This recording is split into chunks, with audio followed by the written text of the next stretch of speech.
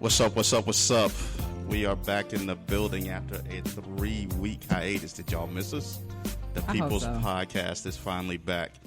If you can hear my voice, you're listening to His, Hers, and Ours, a real-life couple holding a real-life conversation with real-life friends. I am your co-host, Solomon Davis, with Shannon Royal Davis. What's good? 3 weeks out. I know. We back in the building. Yeah, it feel like episode 1 all over again. Kind of again. like the nerves and just that little break that took place. It did feel like it's been a while. I feel like I'm a little bit out of place, so I got to get back into my groove, get my team Shannon going back on. So we got, because I'm the people's champ, I gotta give them what they want. So I gotta get back on track. She already throwing blows, but I couldn't wait for her to do that. Serge, shout out to my man Serge Gotti, it's the Surgeon General behind the ones and twos, the producer. Serge. So she want to go with the team Shannon already out the box. But we're gonna go. We're not gonna show our dysfunction right now in front of these professionals that have joined our show today. No, because you took it there. You took it there. Don't draw no lines and then backpedal because every week I come in here, I got to look at Serge with his Cleveland Cavs championship hat. He always represent with his Jim Brown jersey on his chair, representing Cleveland, representing the team. He lives in the past. He lives in the past. Team. So Serge, I had to represent the team. Bust out the new jersey. Oh, look at this. Oh yeah, he did get a jersey back. This dude. You see him? It's a Team Solomon. You got Solomon Team jersey. Solomon What is jersey. the 25 for? That's my number. Don't worry about it. And where the hell did that come from? Don't worry about it. 25? Yeah, so we Team got that Team Solomon Solomon came in through there. for y'all. I'm not gonna even comment. Yo, I need a jersey. Because let me Is that explain. stitched? Let me- You got stitched numbers? It's stitched. He got his little jersey custom made with Team Solomon for those old heads who want to wear jerseys past 40 years old. But I'm gonna let him have it. What's up? We're gonna let him have that. But we'll be with I Team need one of Shannon. them Don't worry jerseys. about it. You can have it. Put it on top of Jim Brown, That under was Jim nice. Brown I back got there. some shoes that'll match that real nice. So Apparently he did too. I didn't know he had do you got breakaway pants on? you want to find out?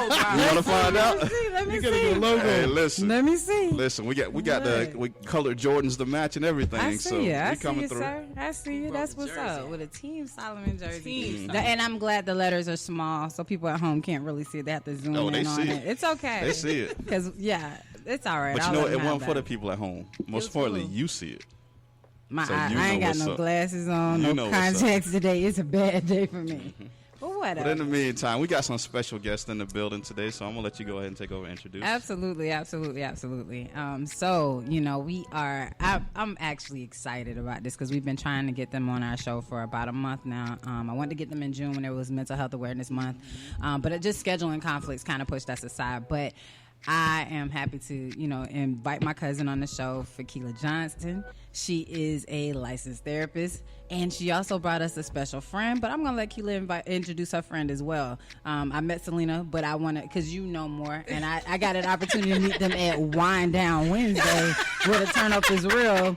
But they are actually like true professionals in this business, and they are doing a lot of things. So I'm going to shift over to Phekila and Selena and let them introduce themselves and give you a little bit a background of them and what they're doing and some of the things they have going on. I first want to say I am super excited to be here, and I am just excited about my progress and what I'm out here doing in the field. As Shannon mentioned, I'm a licensed mental health counselor. I am also the owner of Brown Sugar Wellness, which is my private practice located here in Tampa, Florida. I do have... And I do attend Wine Dine Wednesdays after hours because outside of therapy, I am human. Absolutely. So that is kind of like my self-care. But I do have a special friend who, kind of like a sister, we've been through this journey through this mental health between college, internship, working together, her being my supervisor, just all of that. So I'm actually going to allow her to introduce herself. Yes, go ahead. I'll pass the mic to you. Good afternoon. It's such a pleasure to be here. My name is Selena Lemons, and I am the owner of SCBL Counseling and Consulting. Okay. And the SCBL stands for Specializing in Colored and Black Lives. All right. I am also a licensed mental health counselor. What else do I contract with different agencies, conduct individuals, groups, couples, and I love what I do. All right. We have to. Yeah, we don't have a choice. We don't have a choice. And I try not to spend too much time at Wind Down Wednesdays. Yeah, we don't spend a lot of time on Wind Down Wednesdays. That was just, every now and then. Look, that's okay. Look, we all need that break and that outlet. And like you said, you're human. So we're absolutely excited about you being on the show and sharing some of your knowledge. And we're not going to tap too much into the business aspect of it, but we will touch on topics that relate, to some of the therapy and some of the things that you all have seen as far as some of the changes. But with that being said, I'll hand it back over to my co-host. So, as Shannon said, we've been trying to get you guys on. So scheduling conflicts, wouldn't allow it to happen during Mental Health Awareness Month, but we're glad that you're in the building with us today. So I wanted to ask, especially you, Selena, with the title of your company, explain in your opinion, the importance for that mental health, that mental wealth, that mental health awareness, on a part of Black and colored lives. Oh, she took out She the going in. She glasses. took the She ready glasses to off. get you. I like this already. Go ahead. Well, I feel that it's extremely important. It always has been, but it hasn't been until recently, like since COVID. So that was in like 2020, where we really started to have clients of color seeking us out. Right. So it has been a shift. Like, that was one of my things I was going to Yes. ask. Like, do you all recognize that there's been like a true shift? There is a in huge therapy? shift. Yes, And absolutely. what do you think that comes from? Do you think it came from just us being locked up at home and not being able to go anywhere, or what do you think just kind of broke the ice for us? Because we all like therapy for Black folks was kind of taboo. It was like, you don't talk about my Right. business outside my house. Yeah. And why do I need to happening pay in the somebody home, to stay do in this? the home. Right. Gotcha. Yes, all of the above. Okay. I think the pandemic had a lot to do with it. I think everything that was going on with the Black Lives Matter Yes. movement, people are tired. Our people are tired. And we also realize that we are dealing with some serious issues inside of our homes, Absolutely. inside of our families, that we have been holding in, keeping to ourselves. Right. And now is our time. Right. And with the online Telehealth, yes. which is my favorite. Look, that's actually my specialty. See, she loves the telehealth. I like to be. I need to see. So you like to be a kind I offer both, but I just prefer the intimacy of therapy, the face-to-face. And yes, because telehealth it opened the door for a lot, and I think that was one of the biggest things. Hit like what you said, you're stuck, makes so there it was so no easy. distractions. Gotcha. And then you had all the incidents that were happening with, of course, the police brutality. It's been in place, but more so during the time of the COVID and then the Black Lives Matter hit.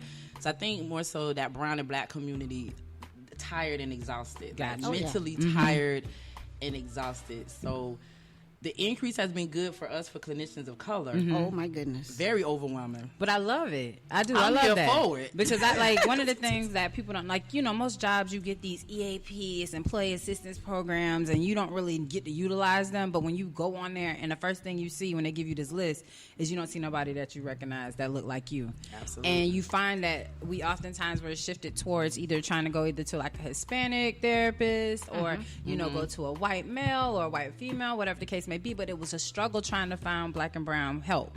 And a lot of times that was something that I complained about. So when they gave us employee surveys, I was like, me and my friends, we would go in like, hey, let's make sure we tell them we need some more Black therapists on this list. And it just seemed like they were hitting.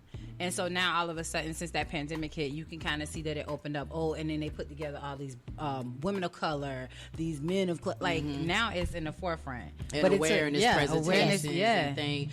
I think even for Black History Month, the company you work for, they actually Put together did a panel. phenomenal job this year with their Black History panel. Absolutely. And they, selected Black businesses, and I was one that was able to be on the panel. So it was really good for the awareness that's in place and out there.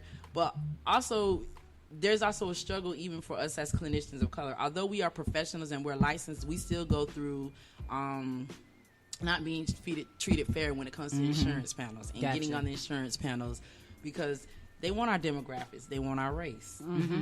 Insurance And then you have somebody behind that in a customer service that's looking at your application. They're making a decision: do we get on the panel and do we not get on the panel? Right. So a lot of times we don't get selected to get on the panels, which makes it even more difficult for them to be in the directory of EAP, Right. or just to be in the directory of insurance insurance. companies. Yep. Because representation matters. Right.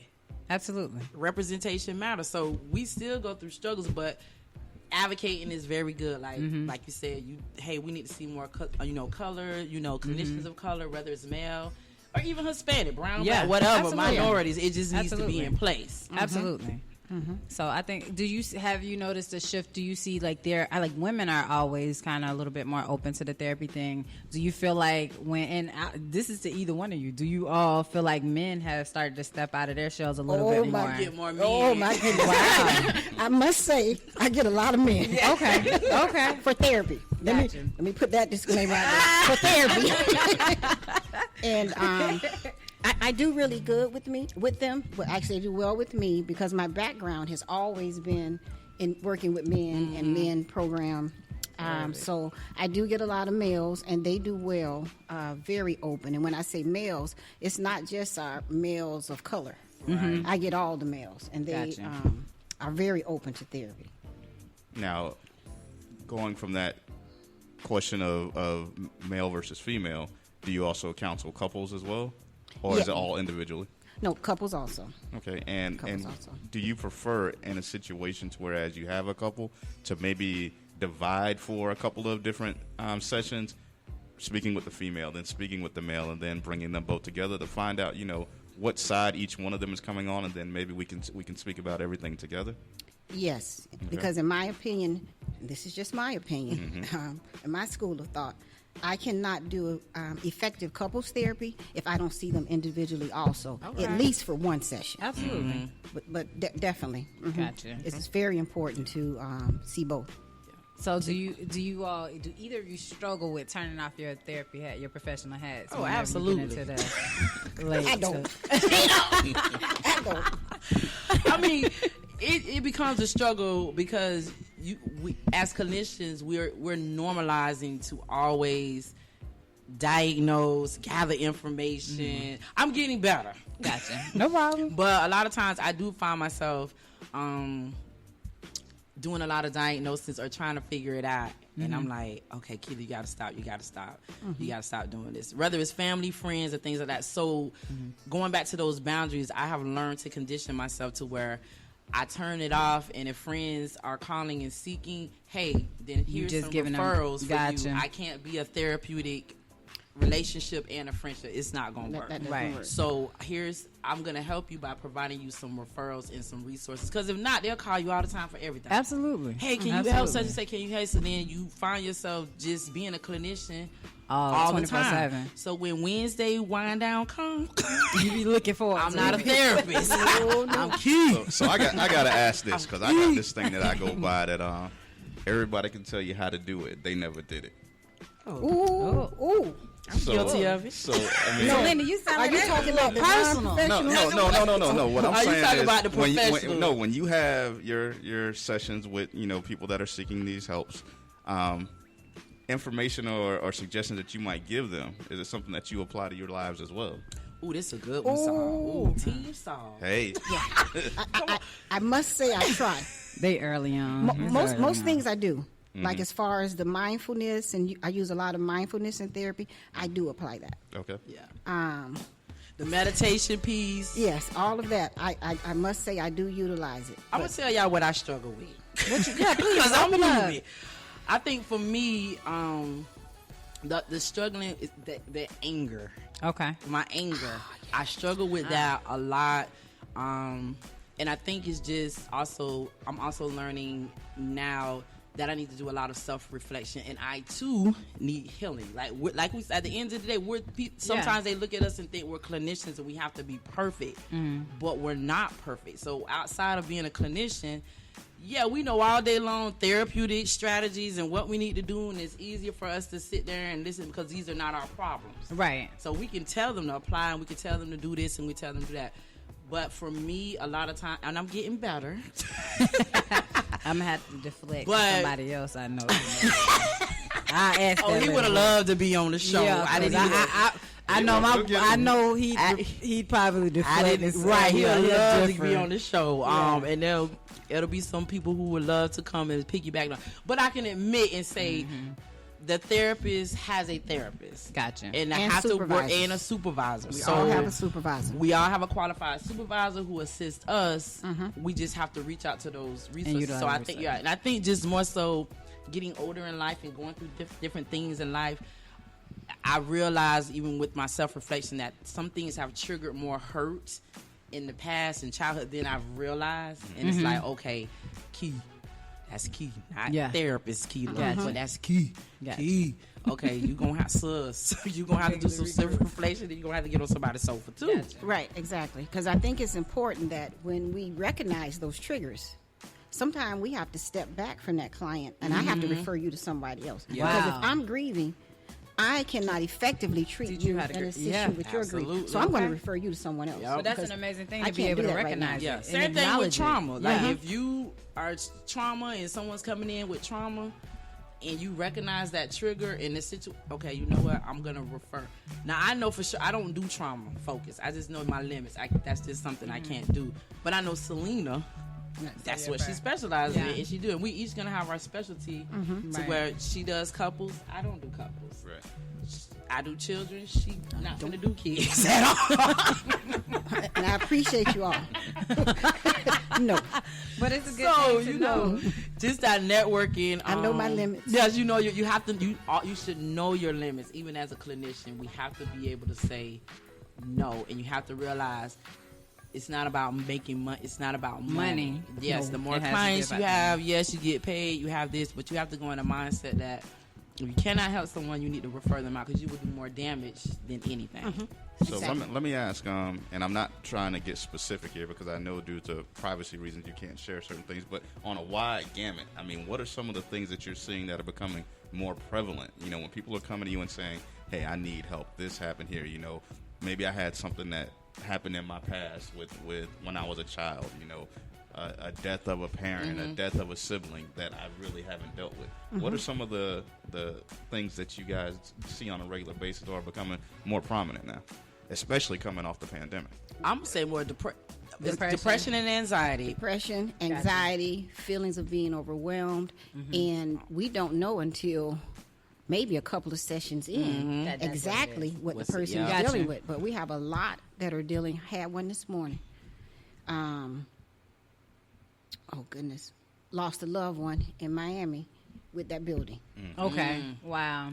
Initially came in the session this morning. She didn't tell me that we halfway through the session when she finally shared it. So we're dealing with grief, you know, and so many of our clients lost family members and COVID, friends due to COVID. So it's a lot of grief right now. A lot of, I think the pandemic brought out a lot of the childhood traumas that we have experienced. So we definitely have a lot of trauma that we're dealing with right now, which is why so many are depressed. Yeah, so depression and anxiety kind of go hand in hand. I know with the children, because I'm getting a lot of children, both young men and young females. And this is so, I didn't realize how common it is, but a lot of young black girls with self-harm. Gotcha. And cutting. Uh-huh. A lot of it going on. But you know, it's so funny that you said that because I don't think people really understand. Like, we don't know how to process that when you're not taught or like brought in a way of having like the openness to like go to a parent or something like that, to feel that you don't know how to express those things. So when they're doing the cutting and stuff like that, that means that the people that are taking care of them hasn't opened a door or a way for them to just really truly feel like they can open up. Yeah. And that's something that, you know, as parents you strive to try and be. You don't want to be there like toe to line with being a friend, because I ain't none of my kids' friend. Like we ain't friends. Ooh, I'm wow. on the line. How many times we say that? Yeah, I'm not your friend. I'm your mama. I am not your friend. Yeah, but my baby think I'm her best friend. But I have to constantly remind her, look, I'm not your friend. I really don't like you cross like the that. line. I love you, but we ain't like that. And you want to have a welcoming approach and not to to where fearful. your kids are going to be comfortable, even if they don't come to you. That they come feel to a somebody else. family friend or come to that, because I know for sure some of my kids are not. I have two sons, they're not going to always be comfortable to come to me, but I know they have your mom. Yeah, I know they're gonna everybody. Yeah, step out. It's They're a gonna do village. something. And I have no problem with that. But one of the biggest things too, and I see it all the time with the social media, to wwhere with the kids with the hoodies, oh my goodness, and why they're doing this. But a lot of times that is representation of body image situations to where those kids are wearing hoodies. The self-harm, how the mom They always got long had sleeves no on. idea. She just was like, oh, it's hot. She's wearing hood. I'm like, well, pull it up and scars up to here. Just self-harm. So you have to ask these kids, why are there, there's a reason why. It's not just because, oh, we're in Florida and it's hot. No. Anxiety, signs of depression, signs Bullying. of self-harm, being bullied. All of those are signs of those kids wearing those hoodies. So, you know, as educators out there who spend a lot of time with kids, and even as family members, start talking and asking them questions like, how are you feeling? Not how are you doing? Yeah. Because they'll tell you good in a minute, and good is not a feeling word. That's a category. Okay. But how are you feeling? Why are you It's wearing so this funny hoodie? You say that. Because our 3-year-old asks her dad every day, like, how was your day? And if he tell her it's a bad day, she said, well, you just need, let me give you a kiss. She want to, like, make it better. So, but don't owe her, because when she... Don't do that. Mama, can you fix Don't such do and baby such girl with your like daddy that. right there? Well, he not, he had a had a bad But she had a day. bad. He had. Yeah. But she making excuses for him. But she don't realize she making excuses. I'm That's need her to love. know. That's love. Look, your bad day ended when you got in this house. We need to figure this out. Well, do you let her know that you have a bad day, Yes, Shannon? I did. And then she said, well, I'm going to give you a kiss too. But she still don't care about my bad day because he said it first. But she gave you a kiss. She said it first, though. He said it first. Jealous ones envy. It might be the mom. It is what Maybe What it you is. think, Maybe Selena? is. It might be the mom. She is clingy. She's super clingy to me. So no matter what it is, she will give him a pass about everything. And I'm trying to develop that with her. Let me ask you this. Look, we know the family dynamics, right? Look at us over here going back to what Sal said. that may Do turn we out. always die? No, look, we Yeah. family dynamics. Yeah. Let me see. So, Selena, let me ask you this: since you deal with couples, we make no quorums. We're very transparent on this show that one of the reasons that kept us together was the pandemic. Absolutely. Because the pandemic forced us to stay inside and actually hold real conversations with each other. Difficult. Now dealing with people through and now post-pandemic in counseling couples, do you see more of them staying together and the pandemic actually being a good thing for them? Or we've actually heard some people say, the pandemic made me realize I really can't stand your ass. Yeah, and it's time to go. True. Make you pack up these bags. And then we brought a lot out of people. It did. One of the first questions when they come in, one of the first questions that I will ask each, do you still want to be together? Because a lot of the time, pre and post pandemic, the counselor is the last. It's last stop. It's the last resource. stop. Yeah. Whether it's the last stop to fix it, or it's the last stop to end it. Yeah. Because Validate it. we see it both ways. Gotcha. I do believe that the pandemic did bring a lot of people closer together. Okay. It was at times it's a little more difficult for those where both partners were working from home. Gotcha. Oh, That definitely I found was a challenge with a lot What about of the our ones couples. where one parent couldn't go nowhere but be at home all day? Then the kid was home too, and the daddy was outside of the house. That is very stressful because when whoever, I'm not gonna say The the mama daddy, needed a break. whoever the partner is needed wind that down works Wednesday. that works outside the home, They get a reprieve. oftentimes they're not realizing my partner is at home Yep. and working also and has the child here. But I still want to know where's dinner, why you didn't clean. And those are Expectations. yes, Yeah, they still have those expectations same are different. expectations, and that's a lot of the issues that we saw. Right. I think it might just the selfishness, but unconsciously, I don't recognize Right. that I'm being selfish because I'm just so routine. Right, it's a So routine. where- yeah, you And just it was- sometimes you yeah. can just selfishly be, but just not even recognize that some of the things and the behaviors you were doing is selfish and you're impacting me. But it still goes back to communicating. Yeah, like, and that's what we had to discover for us. I can't read your mind, so if this is a problem Exactly. to you and I'm making you feel some type of way, then you need to sit down, pillow talk or whatever, and you need to say, okay, what you're doing, this is how it's making me feel. Using Gotcha. feeling words, because you can sit down, slamming cabinet doors, having an attitude, Roll your- and that's and not in your gonna work. mind you're thinking they need to know what's wrong. I was like this. right, and in their mind they just like, I don't feel like going through all this, so I'm finna go upstairs and go to bed. Exactly. Right. I have all my couples. They have to complete a expectations list, and I don't care if you've been married a year or you've been married 20 years. We have to constantly update those expectations. Oh, okay. I like that, Understood. Selena. And that sounds nice, Selena. Yeah. I would have, well, they decide when, but I suggest Sometimes I strongly suggest. Or recommend. Yes. I'm gonna strongly recommend. Right. Yeah. That they pick a day out of the week, the month, or the quarter, however often, where they sit down, they pull out their list. This is what I expect. So Okay, these things you change. did this or you did this, so that they have a good idea where they are. Gotcha. Gotcha. All Okay. of that helps to keep the relationship together, especially during the pandemic. Right. Gotcha. Yeah, I like that. Especially. Gotcha. I'm gonna have to use no, that. that's helpful have to because we use did. that. Look, but that is true. Like a lot of the stuff that you all are saying, it did speak to us, and I think that that's where we were. I don't think it was for the therapy for us was like we were just like broken. I just needed someone to hear me out, you know, and being able to not like sometimes we get into a space where we do become selfish in the sense of like I know he reading my mind. Right. He really don't know what Not I'm my going readers. through, and that's just kind of one of the places that we were, but. I think during that pandemic, it did help us. I think the therapy part was just an added piece to just kind of help us kind of reconnect in a way of trying to figure out, okay, like what are we doing wrong? And a But let safe somebody space for else you to see. just be vulnerable Right. and express how you want to feel. Absolutely. I tell clients, whether it's individual or couple, you know what to do. Right. You just need to process it with me. Right. You get 50 minutes to an hour with me per week. And that's just how. Right. You have the other 6 days, and I can't count good, in 23 hours. Something like that. Yeah, to work Somewhere on around yourself you not with and me. to work and to work on the relationship. That's where all the work is done. Is outside of the Right. counseling session. Gotcha. So how difficult can it be? And this is for both of y'all. When you're speaking with the client and they're pouring everything out to you, but they don't realize that, baby girl or hey my man, you know, you are the problem here. You know, I look at like. Well, what you trying to say? What is you trying to say? And she got to pick up where I'm going Yeah, on this because because- we had a conversation. We went through couples therapy, and I kind of got frustrated with it because it was someone that she had chosen as a counselor whom she had dealt with in the past, and I was like, man, this is feeling a little bit one-sided. Like, she Like doing all this, there you that. go, like you being attacked. And Exactly. I tell my clients, if you go to couples counseling and you feel that it's one-sided, you find you another counselor. Okay. Right. You should never feel that way because you don't take sides. Yeah. Right. And with couples therapy, when I was doing couples therapy, if the wife, I had her first, or if the husband, whoever I had first, they're my client. I don't do you guys together. So I'm going to recommend you to Somebody else, somebody yeah. else that you see couples therapy with.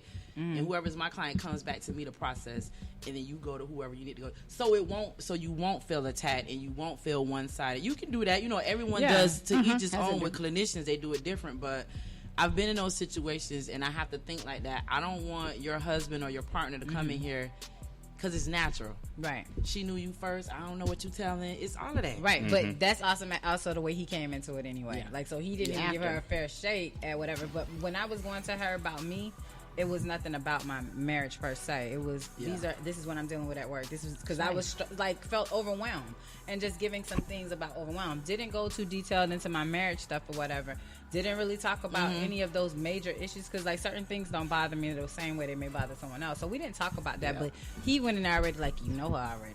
I don't want to like. So it the was- assumption. The wall was Exactly. up. The Yeah, assumption. your Now, wall that's was a natural already reaction up. to yeah, where your walls were if already you've never up. been to therapy before, you already have some type of natural resistance because Yeah. this is new, and then change can be fearful, and this Right. is something new, and now I'm going in there. So the resistance and the assumption, yeah, it comes to do, but you challenge those thoughts. I know one of Right. the things, like I tell my clients too in intake, I might not be the therapist for you because I'm going to challenge you. I expect for you to work, and I expect for you to do things. I need to see change. Right. Because I'm not keeping you 15, 18 years. If you done been in therapy for 17 years and I'm your 8th therapist, I always ask them in intake. This is an intake. What am I going to do? What am I going to do different than the other 7? Right. So is the problem that you don't want to work, or you want to stay stuck and complacent in your issues and your problem? And a lot of times And that's people more normalize important. that. What are they going to What do? do you that's going want to to do? be Why are different? you seeking? So I tell you. So know, they this is basically tight. you're saying they get comfortable and Oh, convenient with their absolutely. situation, Yeah. right? People normalize depression, they normalize anxiety, LLC. and they function in it, and they just want to stay in that. Comfortable and complacent. You didn't use complacent though. Comfort and convenience. No, I said convenience. You didn't want to use that. But anyway, Solomon has this thing he labels LLC, which is love, loyalty, and comfort. Those are the three and he had to things change to convenience because what I explained to him about the whole convenience thing is that sometimes people ain't even in love with you no more. They still love you, but they ain't Not in love right. with There's a you. difference. They may be there for a little bit of loyalty, but they may not be as loyal because they stepping out doing whatever they want. Finances, You know what? And the finances is the convenience. But as soon as you said that, all of that, yeah. as soon as you said, I love you, but I'm not in love with you, it's time to go. 9 times out of 10, that's because they're already stepping out. They already stepping out. They've been You are stepping exactly out. right. Yeah, yeah. Absolutely. So that- so Feeling Solomon already always okay. say people stay together because of the, like those his L's, Those you know, three. whatever his They LLC. stay together for either they're in love. It's just loyalty because you know you were there for me, That's I'm there what for it you, was. Right. and Yeah. Convenience. It's You're Now like he that. has a Right. point there because He does. a lot of by the time a lot of people stay in marriages. I'm glad he to said where convenience now because I threw that in there. But he was saying comfort because he was stuck on comfort. I have to find some And way I to kept- make her inclusive. I mean, No, you know. no, So you don't. changed. He said convenience, and you Because said no, comfort. he I said said comfort, comfort, and and I she said said convenience. And because I said sometimes people, it's not necessarily not a being in a comfort, comfortable yeah. position. It's just just convenient because right now I'm trying to get on my feet until I can do better. This is where I'm at. You know what I'm saying? So that's So how I it's a said it was plan. convenience. Yeah, you setting up. They laying out That's their a plan. blueprint, just plotting on what they're gonna do. And it's not necessarily that they're there anymore because the love is gone at this point, obviously, or whatever the case may be that they're in that space. But I had to make him understand like convenience and comfort are two different things. And convenience to me is like he tried to use the scenario of a convenience store, and I was like, no, sir, I'm not saying that. All I want them to understand is that when you're with people out of convenience, sometimes you just have your own personal reasons that you're there, your own selfish. agenda. Your own Your own back to the agenda. selfish. It goes to a selfish reason that you're still there, and for whatever that reason may be, you know, nobody may ever know if you don't share it. So that was one of his. But I'll give him credit for his little LLC. But I do like caused I us- like LLC. though. I like y'all a therapy but I'm gonna ask permission if I Look, can use I it. give credit It's a when I do finder's fee. Yes, copyright. We're gonna get this I copyright didn't want to real copyright quick. the LLC, but I So, like so it. while y'all hammer that out too. the terms and conditions of these contracts, we're gonna take gonna our take a first break. break. Yeah. So we're glad to have our two therapists, Selena and Absolutely. Phekila, in the house. Episode 14 has hit its first break. I'm your co-host Solomon Davis with. Shannon Royal Davis We'll be back on the flip side. with his, hers, and ours.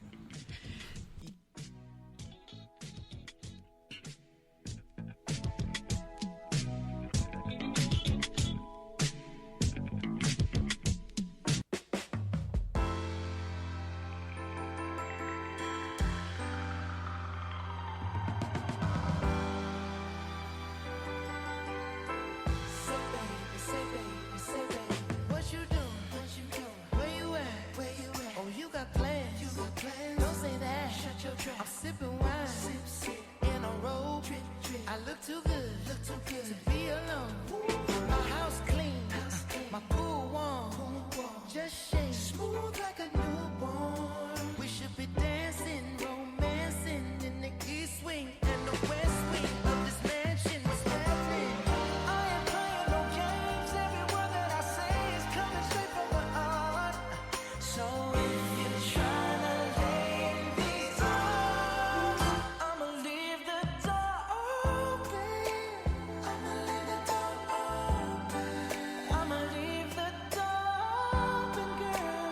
I'ma leave the door open, open. Let you feel the way I feel, and you want me like I want you tonight, baby. Tell me that you're coming through.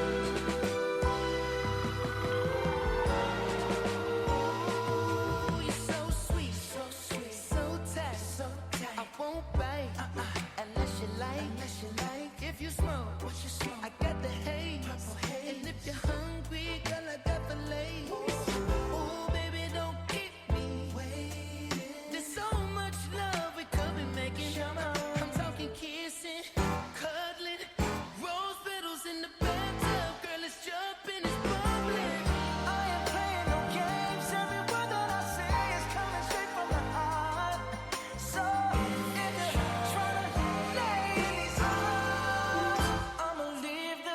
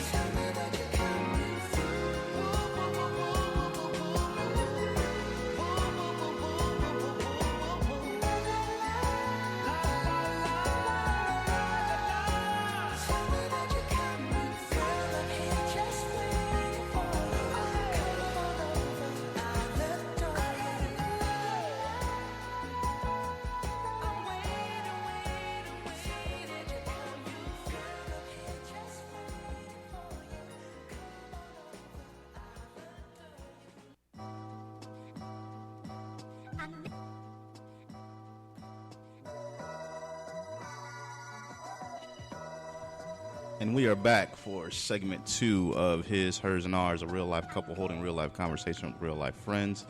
I'm your co-host, Solomon Davis, with Shannon Royal Davis. In the building with us, we have professional therapists Phekila and Selena. We're glad to have you all with us. Yes, ladies, yes. We in the studio. Such a pleasure to be here. He was so sick. But like I said in the opening, you know, we've been gone for a minute. So, Serge, I want to catch up, man. What's been going on? How was New York? Oh, man, it was great. Long Island is huge. I never left it. We had a great time kicking off Star Share Show. Flowhio Radio NY. It was a good time. Hung out with a bunch of real cool people. Got some cool stories to tell, but we don't got time for all that. That's right. And then Crowbar last weekend with the hot dog eating contest. Shout out to Tom at the Crowbar Hot Dog Party 15. Insane. I was a little saucy, so I didn't get the best footage, but it is what it is. I saw the pics. It looked like it was live out there. Man, it was crazy vibe. I was concerned because I thought like the rain or the weather was. Oh yeah, it stopped. Right. They switched it up. They actually had the contest at the end of the night. Oh, okay. Normally they do it at the beginning. Now they had all the bands and everybody rock. And then at 10 o'clock is when they did the contest. It was so crazy. What's up? All right, and I also want to give a shout out to my homie Drew and his girl Ashleah that came to town last weekend from Jacksonville. Spent the holiday weekend with us. Yeah. Ashleah has a new single that's about to drop soon, Clown College. We're looking forward to that. And it's a different it's a different genre that she's creating. Yeah, she's creating called Junkanu, and it's more like a Bohemian, almost like Bohemian country. Yeah, it's like college. Yeah, okay. So it should be dropping. I think she said July 19th. They'll have a video out for it or whatever. So shout out to them, and they're also working on some other projects. She does a little writing, like not necessarily little writing. She does some writing, and she's getting into like writing school. So she does like scripted things that she's created on her own. Nice. Yes. She's doing a lot of stuff. And happened to watch some shows she appeared on. Yeah, when she done been on some Netflix shows, some game shows. Like, dang, I didn't know you was out there like Mental that. Samurai, and then she was on. Yeah, so she does a little bit of everything. She's a good, good people. I enjoyed them. I think that was probably one of the good weekends that we've had, where we just kind of relaxed. We didn't really have to entertain, because they were from Tampa, he's from Jacksonville originally. She lived here for a minute and then moved to Jacksonville. So they came back and visited and turned us on to some different restaurants that we hadn't been to yet. So it was cool. Yes, that's you like to eat. It was so it was cool. We had a good time with them. So shout out to Ashleah and to Drew. And then before we get in, Serge, we talking about Ashleah dropping her single. What's up with the 2 singles on Tidal? Which one? You got both of them on there. I told you. I got like 3 joints, but one of them ain't I'm the feature, even though I got 2 verses. So that one don't count. All right. But those are straight. The ones I got out now, I like. They're my favorites. But the homage to ODS, that's my anthem right now. Yeah. Okay. Shout out to J Rock Jones coming through with the verse on that one. That's what's up, Serge. Yeah, they played it when I was at ODS. I was like, oh wait, that's my song. I lost it. It was cool. How did it make you feel? It felt amazing. Because it was one of those things that when I'm writing it, I said they're gonna play this at ODS, so I kind of spoke it into existence. I manifested it. It was great because when it came on, I was like, "Yo, I really did it." Man, so I know they probably gonna play it every time I come in there. All right, the fruits of your labor. That's the best way when you can see it and hear it, play it out, and see what you've been working for behind the scenes. I got so much already coming. Hey, so when you're in your cars, when you're free time, what have you, on any of your streaming platforms, y'all check out my man, the Surgeon General. It's fire. Get Down, featuring J Rock Jones. That's my man's in them. That's what's up. Most definitely will. So also, let's flip a switch really quick before we go back into some of the other serious talk. But this week, we made a little history. It's a great time to be in Tampa. Yeah, really. So that Lightning back to back. I want to just say, like, the feeling of it, like, it's not normal. Like, a lot of us hadn't been into the hockey, but you support your city's teams. Like, that's how I always feel. Like, you always support where you're from. I'm never going to let somebody from Chicago come talk about my team, because I'm going to be like, why you here? Because you here in our presence. Right. It ain't where you from, is where you at.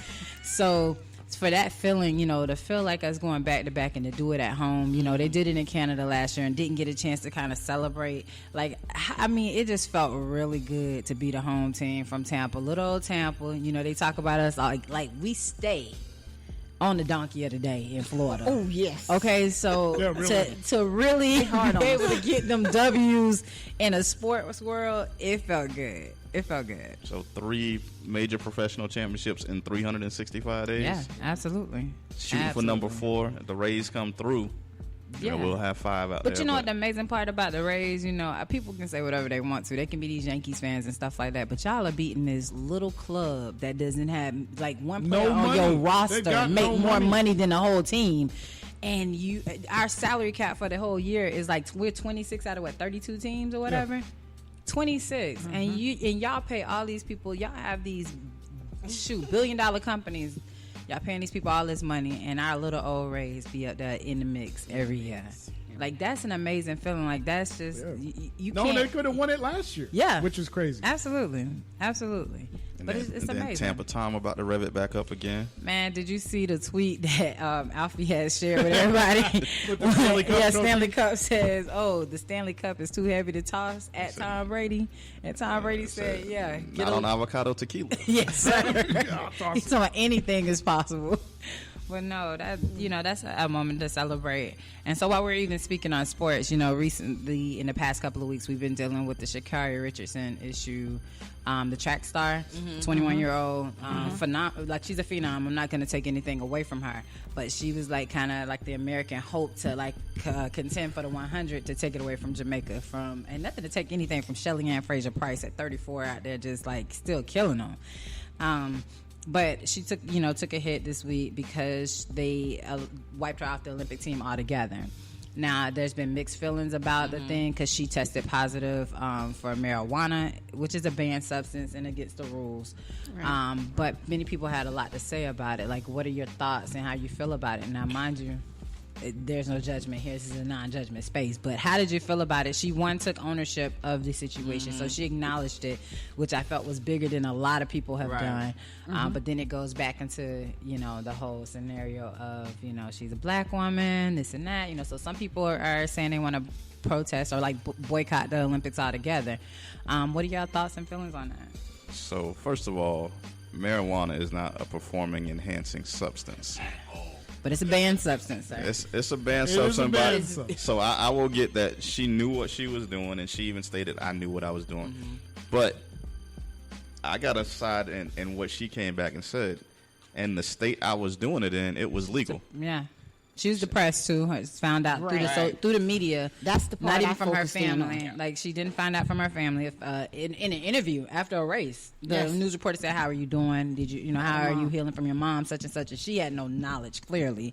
So let's just put that in perspective as well. Honestly, I got to say that I think that Sha'Carri is being made an example out of because first of all, for as brazen as she is, knowing as good as she is, she was unapologetic about, I'm going to the Olympics. I'm about to win a gold medal. None of y'all can touch me. And so to go out there with the fire red hair and, this is me. You might not know who I am, but when you see me on the track, oh, that's Sha'Carri Richardson. She was who she was. And so they were looking for any, chink in the armor, crack in the armor to break her. And she gave them that, unfortunately. And now, her Olympic dream is probably going to be shattered for this Olympics. Yeah. Luckily enough, she's not going to have to wait 4 years. She's going to have to wait 3 years. Yeah. But, to go from 21 years old in 3 years, she'll be 24 years old. Who knows what's going to happen with these young girls who are now 16, 17, that'll be 20 then. Her time might be passing her by now. We just saw a young guy who from Hillsborough High School, 17-year-old going to the Olympics. So My alma mater. Oh Lord. yeah, you're another one we don't want to talk about. Yeah, we won't go there. We won't go there. So like I said, it's unfortunate for her. I think that this is going to be something that she will learn from, and I hope that she has the sustainability to be there another 3 years in order to get what's truly hers, because I don't think there is a female that can touch her right now. But unfortunately, as it's been for a lot of African Americans or people of color, we got to play by a different set of rules. I think the disappointment more so than anything, because as a black community, we were rooting for her. She was who she was. The nails and the hair. She didn't change. But I think more so going back to rules. It's all about rules. Absolutely. I don't think that this has anything to do with race. Now, Are some of us making it about race? Absolutely, because she's a black woman and she just got caught smoking the weed. Mm-hmm. But well, the reason they're saying it's about race is because they brought out the photos of Michael Phelps, the swimmer. So let me, because I did my homework on that before we go there, because I knew Michael Phelps was gonna come up in this. Because he's been coming up in with this situation. But the thing about it was Michael Phelps. The pictures were released after. He didn't test positive for it, so it didn't happen before. Those pictures were released after the Olympics. He was suspended. He was suspended long enough that when the Worlds came around the following year, he was able to compete. Okay, now can I dissect Go everything ahead, you just said? that. Go ahead. The pictures were made public. No. Go ahead. The pictures were made public after the fact, correct? Right. This would have been Michael Phelps before his third Olympics. But did he test? Hold on. Listen to me, This is please. where I'm at. Go ahead. Listen to me. Go ahead. I'm going to chime in. This is Michael Phelps going into his third Olympics versus Sha'Carri going into her first. Michael Phelps was pretty much made the face of the U.S. Olympic team going into that Olympics. Go ahead. You don't think he had a team around him that, hey, have you done anything? Hey, I may have smoked a little weed at a party. But did he test? Listen because to it's me. not a team. Listen. Go ahead. Listen. It's dynamic. Go ahead. Hey, I may have smoked a little bit of weed at this house party a couple weeks ago. All right, Mike, when you go into this testing room, you need to do this, this, and that. Sha'Carri may not have had that same team behind her that Michael I'm Phelps mad at her had. team. Don't get me wrong. I'm Well, hella mad at her is team. going in, we are as black. We already know we're going to be judged on the top. Very That's much just so. gonna happen. Look how Absolutely. they did President Obama. That's just known. We're black. We're not going to be treated fair. They're going to be watching us. She's excelling. She's doing it so. Absolutely. I'm just thinking her mindset. Even if you just stop smoking for that time, just to make history, and then go back to doing what you're doing. So that's all I'm saying. And at some point, I get it, the depression and everything, but you don't always have to cope with depression using marijuana. We got to stop normalizing that. We're going to use an excuse that I was depressed, I was this because I'm using drugs. I guarantee you, she been smoking weed way before this situation. And that's what I'm saying. So you can't say I was depressed and this is the reason why. Can we just even elaborate on the fact weed and you just couldn't stop, and that's just what happens. But can you even elaborate on the fact that that's just the culture that these kids live in?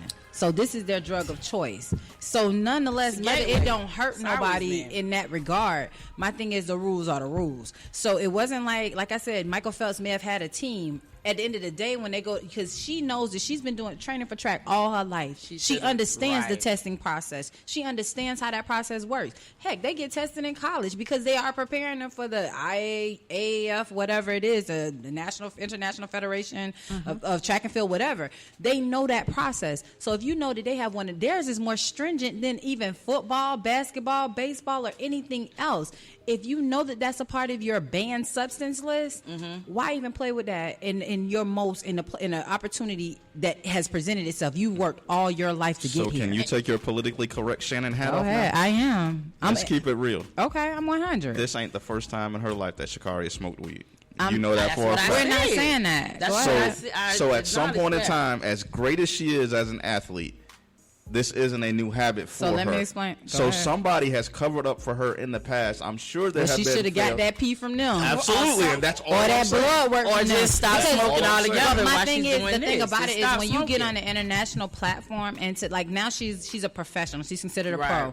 When you get on that international level, it ain't just pee, and they don't care about that. They taking blood because let me explain something. They're checking the estrogen levels, and they can't test your estrogen levels just out of pee. They checking your They're checking for all hormone levels, whether you produce too many hormones for estrogen or if you produce too little. You may have too many. It's a lot with that, because even when you look at the flip side of that, there is a weightlifting female who changed her sex or whatever the case may be, went through the proper channels. Now she's a female. And they had to make sure her hormone levels were reached were low enough for a whole year, so she couldn't do the weightlifting competitions for a whole year because they had to make sure her estrogen levels were low enough to at least meet the standard for being able to be Olympic ready. And now she did what she needed to do, and now she's going to be on the Olympic team. But that's the tricky part to me, because your genetic makeup was of this, and now you're competing against a bunch of women who are born like this way. So that's a flip side of that to me. But that's the chance that you take when you're wanting to do that. Absolutely. That's just what's taking. The chance that you take is always a risk. Absolutely. Which I think, she just took a risk knowing okay, it was a gamble. I'm at this high level. Yeah.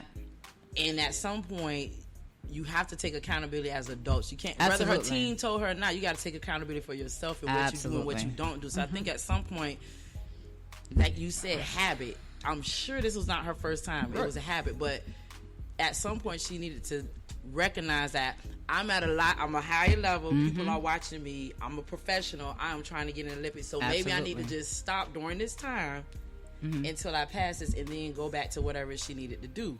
So what happens if let's say they give her a pass on this? Well, I don't know if you saw the article or watched SportsCenter this morning or what have you, but apparently they went to like the U.S. Congress on this. Really? Trying to get USADA to change a decision. And they're like, if we change it for her. If you change it for her, there are other people who've reached that same level and met the same fate. They just weren't as high or as an iconic athlete as she is. So that's my these thing. are my thoughts. I mean, like I said, I don't think it's going to turn out in her favor. I think she's going to have to sit it out. She's going to have to wait another 3 years to get her opportunity.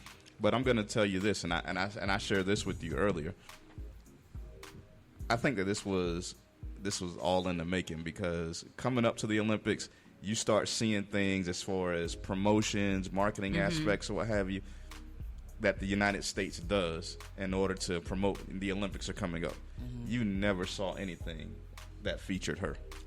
Nothing at all. Nope. I mean, I even told you about the girl that I saw on But commercials. the reason why she hasn't been proven, she hasn't been listed on there is because she hasn't won any world champions. So how can you put her in front of the face of someone who, the girl graduated from Harvard, the chick who's running the 200 meter hurdles. Yeah. So how do you put her in front of Sydney? Sydney's been showing out there now. They've been putting her, like, she's been appearing on Good Morning America. She's on these Gatorade other shows on the whole thing. And this, that, right. and the other. But my thing is, she's a world champion. She is that. Although you can't put your phenom up there, she ain't proved herself. So I'm not mad because they don't have her on anything yet. You got to prove to me that although you beat us in the trials, you ain't beating you're not the world champion in the Olympics. You're not the world champion in the world champion in the Diamond League. You're not a world champion yet. You haven't gotten those notches. She was on the way. She's there. on the path. So it doesn't mean that it wouldn't have this not happened. I'm sure they were waiting for her to just catapult her in that way. I honestly believe that they knew that this was they were on the road to this. My thing is, I think people learn their best. She knew too. And prepared a little bit better to what they're coming from me. So I need to be on my P's. Selena, go ahead and get in here because we'll talk all day. This is how we talk. No, like we used to this. That's okay. We play spades together, so we know how we do. I think that she will be successful. Absolutely. In the next Olympics. Because it's obvious she will not make this one. I think that she made a mistake. Absolutely. I think that we all, as we elevate, we have to leave some things behind us. Absolutely. We can't take everything and or everybody with us. Absolutely. As we elevate, as we move up, as we become professionals, because the camera, the eyes are always on watching us. They're waiting for a slip up. They are waiting for a mistake. And unfortunately, this young lady gave them exactly what they probably were looking for. Absolutely. And it's great that you said that, Selena, because, me and my producer over here, we go back and forth about basketball and who's the greatest, Michael Jordan or LeBron James. He slipped that in real quick. But the one thing I always state about LeBron off the court, he always surrounded himself with people that you've never seen him in a position where I can't believe LeBron did that. LeBron's never been caught, having an extramarital affair. He's never been caught drunk or smoking or doing this. I can remember one time when the Cleveland Indians were in the ALCS or in the World Series when they caught him on TV drinking a beer and he was like, "Oh, the camera's on me." Yeah, put it down real quick. Down on the ground. So he's that conscious about his brand that there's nothing he's gonna do, and even if he does something he's not supposed to be doing, he knows that his team, I've got you covered. We're gonna do this where nobody sees it. Shout out your mama on that. Your mama on that, Selena. Your mama just tuned in. Yeah, we're gonna make sure we keep it PG. Hey, mama. Hey, mom. But no, like, I think that people learn, and when you get into those positions, that people learn oftentimes from your failure. If you're always perfect, you can never understand what it is until you fail, like to how to really pick yourself up. And that doesn't just go for her. You take it even from the perspective of Michael Jordan when he was doing his 30 for 30. He said he learned so much as he was getting beat down and he was trying to get to those places. He really figured out, okay, this is not just about me. Let me figure out how to get the pieces I need in place. And the same thing for her. This is her learning lesson. And I'm not angry with her at all because she's a 21-year-old kid. heck, we've done things that we're not proud of. We just ain't got caught. Right. And that's the thing that I think people on a broader spectrum need to understand. Because like the other day, I posted on something that was talking about it. They ran into her at like an airport. I'm going to need her to get some security because TMZ should not be running up on you like that by yourself. And the guy recognized her because her name was on her shoes saying Sha'Carri. So she's so infatuated with yourself, you ain't even really figured out how to be incognito. Not even disclose. Right. So you did that. But see, that's also the people around you as well. And I bring this up, you know, she like had on I'm talking about she had on a hood. Like I wouldn't have recognized a hoodie, a mask. It was the shoes. It was her red hair. Her hair you couldn't see because her hoodie covered up the whole hair. She had a foot like a long sweatsuit with some. But that lets you know how people are just so much watching enamored you with you and always understand your watching detail. you. So but she's see, that in even this goes like position. the situation, like the whole Michael Vick situation. Yeah. There should have been somebody in Michael Vick's team that'd be like, hey, we know we all effed up here. Mm-hmm. Mike, you take a step back. I'll take the fall on this one because when you eat, we all eat. Right. So to let him take the downfall, there's probably 20, 25 people whose But I lives were affected guarantee because you- he went to jail. But look at it from this perspective. He even told you when he came back later, that going to jail was like his sit-down moment. Like, he didn't realize how far out of control things had gotten. He had gotten so brazen with breaking the rules. Yeah. Nobody They had get stopped comfortable. him. You got They get comfortable, and comfortable. that's how you got caught. Yeah. So it's, like I said, it takes sometimes to just kind of happen and make, like, you fall on your behind, and you have to do, like, a reality check. I'm proud of that little baby. Don't get me wrong, Yeah. because for Most one, definitely. it's so I many think we people that all are deny still, it. yeah, I think we all are still proud, disappointed, absolutely. But yeah. we're gonna lift her up. We're gonna still support her, and I think more so it's a lesson to those who are following behind her footsteps. This is what you don't do. Right, This and is that'll what be you her don't do. her story. Yeah, her That's like I story. told, like I said, I started on her saying about the comment that was like TMZ ran up on her, and I was like, yeah, baby, you know, I said, Sha'Carri, we still support you. Yeah. We understand that, you know, we all make mistakes, but this is just gonna be a cleft note in your story of life. Yeah. You know, you'll come back next year faster, stronger, and everything Minor else. setback for a major comeback. Exactly. And Things I said, happen you'll say for a a story. reason. But This guy going- posted yeah. another time about you people will never learn. You know, first off, when you hit me with You people. I said, you people. I said, and I just put ... I said, no, the problem, your people will never learn to mind your business. Secondly, this wasn't about trying to tear somebody down. I'm sorry, none of us live in a glass house, and we always made all the right decisions. But this was to encourage her. She's Yeah. a still 21-year-old child at this point, and she's gonna grow from this. So Her if you don't have disappointment nothing, was to right, the world. It wasn't right, something that it she wasn't- could privately Exactly. be disappointed in herself. But this was Exactly. disclosed to the whole Totally world. agree. Then I had to tell him to get off my post, and I said some other words, but because your mama on here, I ain't gonna say them. But it was kind of one of those things. So I was nice. So let's take this back to occupation. As therapists, what would you guys be telling Sha'Carri right now? Oh, You talking about like in a session? Yeah.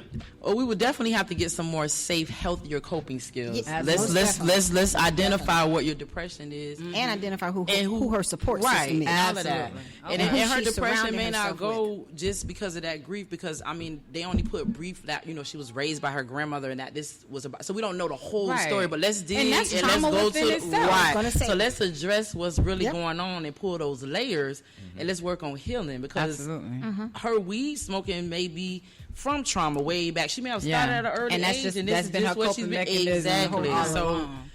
So yeah, no, absolutely, that's what's up. Oh yeah, this But you look at it from the standpoint of, like you said, her grandmother raised her. Just the mindset that your mom could just leave you with your child and never like come back to just get your Yeah. kid to stay full time. Like that's something. There's something wrong with mom. Like she's still battling Yeah. something mentally. So it's some So it's dysfunction always- yeah. going on, but of course they didn't disclose. They just said her biological mother, she found out passed away, but her grandmother raised. Enough for me, my clinician. I went straight to family dynamics. Yeah. To what's going on.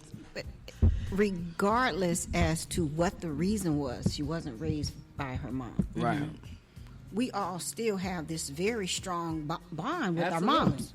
She can't do no wrong. Right, exactly. She'll come back. So, you know, Superman. whether it was, we don't know if the mom was sick and could not take care of her, if she was away or had some other things going on. But just the fact of not having your mom there. And then she got to cope with those it's unanswered traumatic. questions of maybe she had Right. questions questions that was not answered to her abandonment issues, and now she's gone, and I can't get. It's just a lot of different things. So That's right. Yeah. yeah. Well, I mean, like I said, we all wish her the best. I look forward to her and her success in the next 3 years. I believe that this is motivation because it's like, all right, they found one reason to hold me back. Now I'm going to give them no reason at all. Yeah, just go. Yeah. And so I believe in 2024, she's just going to set the world on fire. So. Absolutely. It's going to be 2022 when she goes to the World Championships. Yeah. I guarantee you're going to see that same spark and that same flare, but it's going to be on 20 because she knows what it takes now. And she's going to, like I said, sometimes you have to, it takes you getting embarrassed, takes a little bit of you having to be humble before you can clean your house. You still see athletes that do it all the time. That get God caught will up sit in you stuff. down to get your attention. Absolutely. That's something that He will do. So I mean, we would never know what the reason is. Absolutely. But, I mean, like you guys said, she's 21. It's just a disappointment. Absolutely. We still here for you. We still cheering for you, baby girl. We here. If you need any therapy services, Brown Sugar Wellness is available. And I'm here for you. Absolutely. I love the plug. And on that note, we're going to go into our second break of the episode. This is Solomon Davis with His, Hers, and Ours. It's Shannon Royal Davis. We'll be back. Okay. Serge, I feel like I want to rap.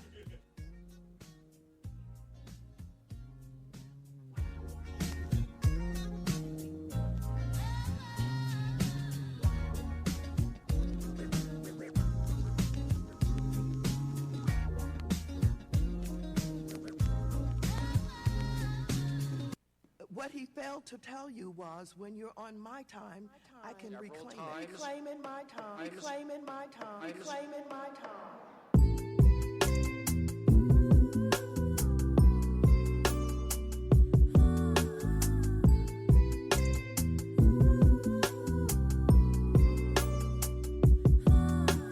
Why do you be looking for me to do all the work? I'm so tired of coming through you, never put me first. But I got you like I'm on a four-wheeler, yeah. I ride you like I'm at the car till I pass a fire. But I'm paying the car. Now I'm done pretending that you're getting me off in your heart. When you think it's tragic, who was lying when they told you you was all yeah? And we had it. Just another good laugh in our group chat. Reclaim, reclaim, reclaim,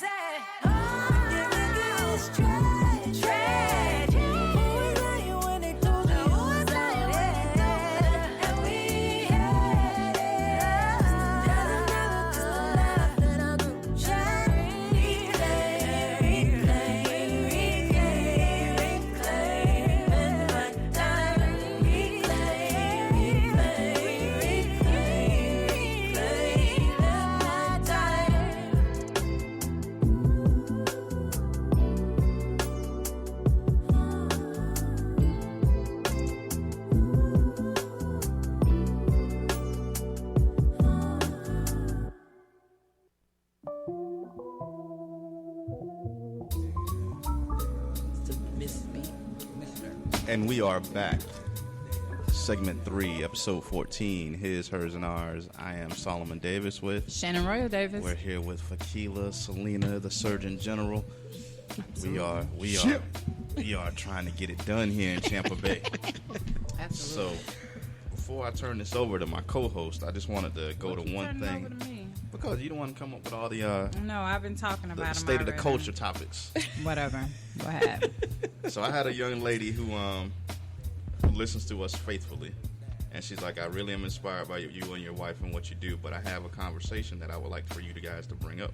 Since you're always talking about relationships, can you have them explain the difference between recreational sex and relationship sex?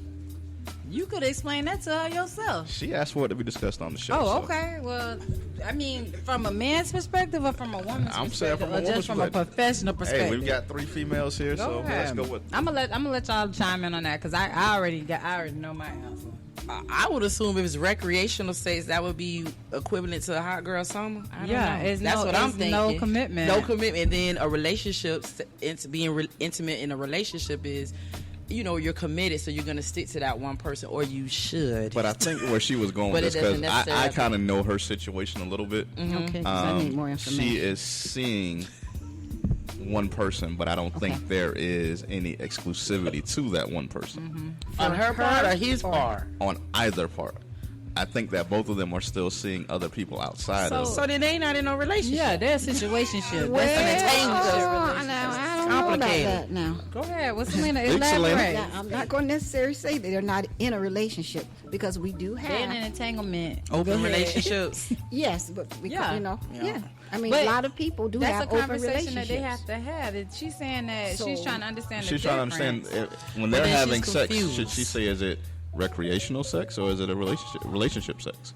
Well, one thing about sex, the difference is you have to realize sex can sometimes bring about feelings. So it doesn't matter whether you're recreational or intimate in a relationship or whatever. Sex is just how are you going to perceive sex. There's people who can have sex and have no attachment, emotions, or feelings or whatsoever. Don't I know? And then you have those who just get feelings about it. And then some people use sex as for coping mechanism. Yep. You know, whatever it is, because it's a satisfaction. It's pleasure. Mm-hmm. So I think it's more so she has to figure out what is her reason for sex. And is she using sex to fill a void or something else that she's maybe not able to tell the difference. And not only that, the reason for that particular relationship. Okay. Right. And it's, You know, yep. What is it what is she getting from the my question always is, how are you benefiting? So I asked her the same question How are you in a benefiting? roundabout sort of way because I'm always throwing that LLC at them, you know. And I told her she's in it for the C part of it. It's convenience. It's someone you can pick up on at the drop of a dime, make a phone call, and you know he's gonna be there. I don't think you're in love with him.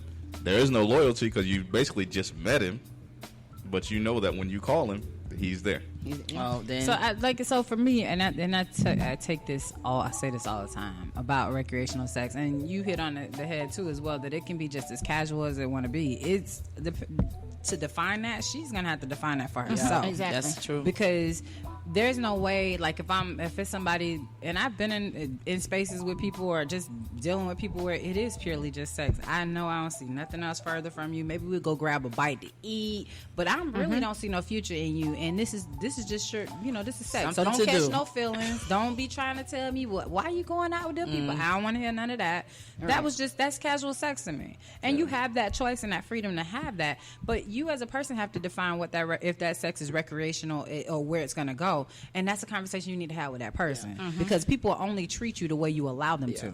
So if you thinking it's something else, then maybe you need to have a conversation with that person. Going Like, to the what do you- expectation list, the couple's expectation list that Selena suggested, because Even it works with recreational also. that's true.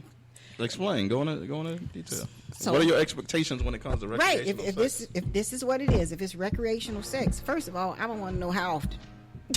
I need a schedule. And what I was involved in is recreational What sex. would the schedule be? Does it include going to dinner? Gotcha. Does it include lunch? Does it include you sending me roses? Okay. If it doesn't, I need to know that from the beginning. Right. That's because true. those can send different messages to people, and it may not just be, I thought about you today. Oh, he really got me on his mind. Like now I'm feeling like, he really wants something more. Right. And maybe that person has been dealing with them for so long that now they're feeling like they're owed that much. Yeah. Like you take that in your own mind and create, he at least could buy me flowers, but this wasn't what this was originally. Well, people got to be little. You got to have that. I agree. I'm telling you. It needs to be discussed because everybody's not built for recreational sex. Absolutely. And everybody's not built for commitment relationships. So Absolutely. you have to be honest with yourself to say, well, maybe I'm too vulnerable for recreational sex, and I need to find someone that I'm just going to be committed to sexually, and even that needs to be discussed. But that's, I think some women, a lot of times, and I'm saying women because that's what I am. I'm a woman. At the end of the day, I have to be true to myself. I think sometimes that we don't sit down and be self-reflect enough to understand that that's what that's going to be, or what we're really going to get ourselves into. Am I really in a stable spot where it can be just sex because I'm just looking for that self-gratification, and I'm tired of using my bob, Right. I want somebody else. We have to be true with ourselves. And then I think sometimes those women get into those spaces where, okay, well, he's coming every time I call, and now let me see where else I can go with this. And you're leading and creating these things yourselves. Oftentimes, we create these things ourselves. But I think men have to be very transparent with women as well. When they can see that it's trying to move in a certain place, why aren't they speaking up? They should be able to because it's convenient as well. I mean, if I'm going to be there when she calls me, I expect this, as Selena said, expectations. I expect the same in return. Right. Now, as I've often said, a man has to work harder to keep his relevance in a woman's attention than vice versa. Right. Meaning that we have to send those text messages, we have to call, we have to send those roses or what have you, because for us, regardless of how we look, how much money we make, of what it is that we can provide, we're still always viewed differently, or we don't have the accessibility to that women do. A woman at any point in time, regardless of how she looks, regardless of how much money she makes or what she brings to the table, can easily make a phone call and say, hey, come over. Yeah. And 9 times out of 10, a man gonna show up. Yeah, it's powerful. That's that power. Yeah, it's powerful. But I don't think a man can't necessarily do that. It's powerful though. We don't understand that. Yeah. Some men can. I'm sure it's vice versa. Some men are able to do that. I don't know. I can't give statistics. Nah, we get blocked a lot quicker. Exactly. Y'all get blocked a lot quicker. We get blocked quicker. But men can also be in control and powerful too. With that, no matter how powerful, you calling and you not coming. What we he got me feeling is he with somebody else? Yeah, because now.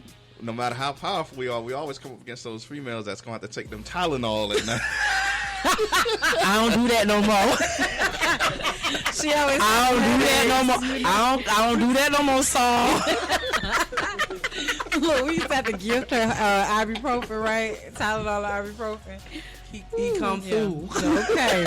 And I'll be ready. But look, what? This is new, because baby. We're going to have to get my man on. I was about to say for an MRI. That was Just want to get a whole cat We got to get my man on. So don't I have to fill you in with later Tylenol stories. Later. No, but I mean, it's just one of the things, regardless of what a man brings to the table, how good he is, what have you, he'll never have the accessibility that a female has when it comes to that. And that's just how I've been raised, how I've taught experiences myself. I mean, like, damn, I called her 15, 20 times, and she ain't answered the phone. Now she called me one time and expect me to be there. And you better come. Exactly. And you better come. Call with a good reason why you not. Because now I'm finna you in the follow with the hospital text dead. messages, and then with the don't worry about it, don't call me no more, and now you call. Yep. But do you think that attitude that we have as far as women, that we, and I'm going to say black women and brown women, because they have the same mentality in that regard when it goes to, if it doesn't get done, it's going to get done. Do you think that blocks us in relationships and the way we move forward in them and how we're perceived? Absolutely. I'm going through that now.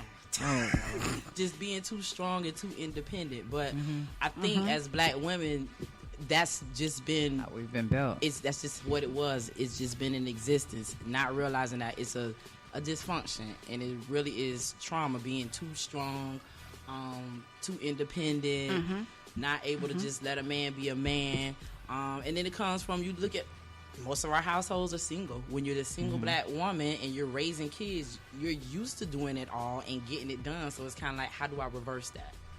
How do I go back to just falling back and trusting that you have a good man that's going to get it done? He may not get it done in your time or, rush, because when you're single, you're used to doing this. Things that you get done because you got to be across town, you got time, this and that. But how do you fall back to allow that for that person to happen? So, yes, I really think that just being too strong and being too independent can hamper you. Oh, absolutely. That I don't need a man. I've never said that. Who said that? But I don't need a man. So that's an excellent point. point. That, but I will get some things done. I need a man. Right. Yeah. But see, that's an excellent point. I need a man. That's an excellent point that you say that, because you have those women that are out there and they say, I want a man, I want a relationship, I'm seeking a relationship, but they won't let that independence, that I'll do it myself mentality go. Because they've been failed so many times, and so you don't know how to receive it when someone genuinely is saying, okay, I'm gonna do that. You don't know how many times she's heard that. And so she's had to process that in a way of like, man, I ain't got time to wait around for this. Let me go ahead and take care of this, because I know how to do it, but I'm giving him the opportunity to do it. And if he, like you said, if they mess up that one time, you're just like, okay, I ain't never asking him again. And it just comes in your mind that way. But I think not only heard it, but witnessed it. Yeah. We see it with our moms. Absolutely. We see it with our aunts. Aunties. We see it with our cousins. So we're like, this is not going to happen to me. Right. And I'm going to make sure of that. Right. And I think that's where a lot of it comes from. Absolutely. Abandonment issues, going back to, if your father said he's on his way and you're sitting there waiting and he doesn't come, you've already automatically perceived that a man is not dependable and reliable, because that hurt has started there. So a lot of those daddy issues, it starts take over and carry on into the relationship. The first time a man can't come through and he doesn't show up and doesn't do what, already the perception, he ain't about nothing. Right. But that's why I even try and tell something, like, I have to get in my daughter's head. She always thinks that I can do everything. So when I say how she's like, oh no, he's tired, she's making an excuse for him, and she doesn't realize she's making that excuse. But I see it, and that's why I be telling him, like, Solomon, you hear her asking me. He said, but she asked you. No, you in the kitchen. I'm sitting on the couch. Your daddy right there asking for some juice. She needs to see that he is going to be there as well. And like that, she don't have to rely on me to do everything. I know he'll do whatever she asks. Don't get me wrong. But it'd be almost funny to him that he in the kitchen. And I can clearly see him. She can clearly see him. She like, Mom, can you fix me some juice? Nah, buddy. Go ask your daddy. Look, he do. You eat it up, Saul, he that you like, or do you Solomon takes advantage of it. You know my baby. And at 3 years old, she's a very smart 3-year-old. Very. So when she asks for something, she's smart enough to know who and what she's asking for. So the manipulation. It is, but her daddy play along with it. No, it's manipulation, because she knows that her mother has let her get away with so much for so long that, hey, I ain't going to ask daddy because it's a chance he might say no. Not but he has a point, Sharon, too, because a lot of agree. times, even as mothers, we're going to always say yes and give it because we're already tired, frustrated. And tired of being bothered. Right. I'm not saying that he's not, I'm not disputing that. Home and all of that. So it's I'm like not disputing a lot of that. times. I just think he'll just kind of continue that behavior with her. Instead of saying, okay, Royal, daddy's going to get your drink. Because he in the kitchen. We watching TV together. He gets up to get a drink from the table. Mom, can you fix me something to drink? He in the kitchen. Ask your dad. And then I have to scream out, Solomon, you hear her? Fix her something to drink. So he won't just take the opportunity to say, I'm going to So go what I ahead and hear get her your a wife drink. say, Solomon, is that she needs more acts of services when Baby Royal needs juice and you're in the kitchen. Like I said, Royal knows what she's doing. She's 100% guaranteed to get it from mommy. She But don't it's know not she like 100% it's something on that it. she can't It have. might be wasn't like 9:30 at night, and daddy might say, "Hey, it's a little bit too late for you to be drinking because you're about to go to bed." I think she knows. What is it? Sometimes splitting? she does. She split it. Yeah. Splitting, parents splitting. But like some things, I'll be honest, she does. She'll do it if she hadn't asked him, but I don't know she asked him. So I'd be like, go ahead. You know, so she understands that. So she just being a typical child. Yeah, but just for at the her simple age. task, my thing is don't allow her to continue to do that if you see her doing it. You know, and we're together. I'm like, Solomon, just fix it. And he's gotten, don't get me wrong, he's getting better by it. Yeah, Exactly. Let her enjoy. She 3. Whatever. Don't wear me out. This ain't my first one. This his first, not mine. I was mama to one that's grown, and this one I was together. I'm need him to get it on in there. But I think that does set up the way we kind of view men. I think it is so important, you know, how when you do hear those women say, oh, I don't need a man, this and that, and you're raising boys and girls, like you're raising our next set of leaders or who's going to be in relationships, and you don't really know the effect that you're doing on them, like how you're impacting their lives. I think it's so important for dads to be in place.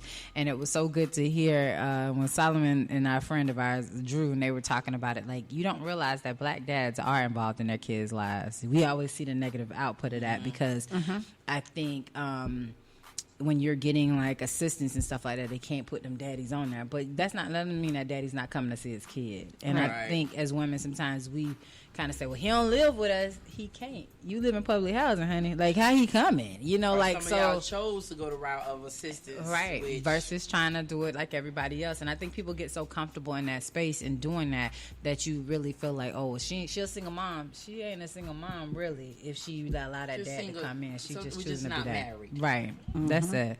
So I think it's important that dads understand how important it is to be in their kids' lives. Because like I tell him all the time, my daughter, like Royal's super affectionate. So she's hugging and she's kissing. When she meets you, she be kind of like, I don't really know you like that.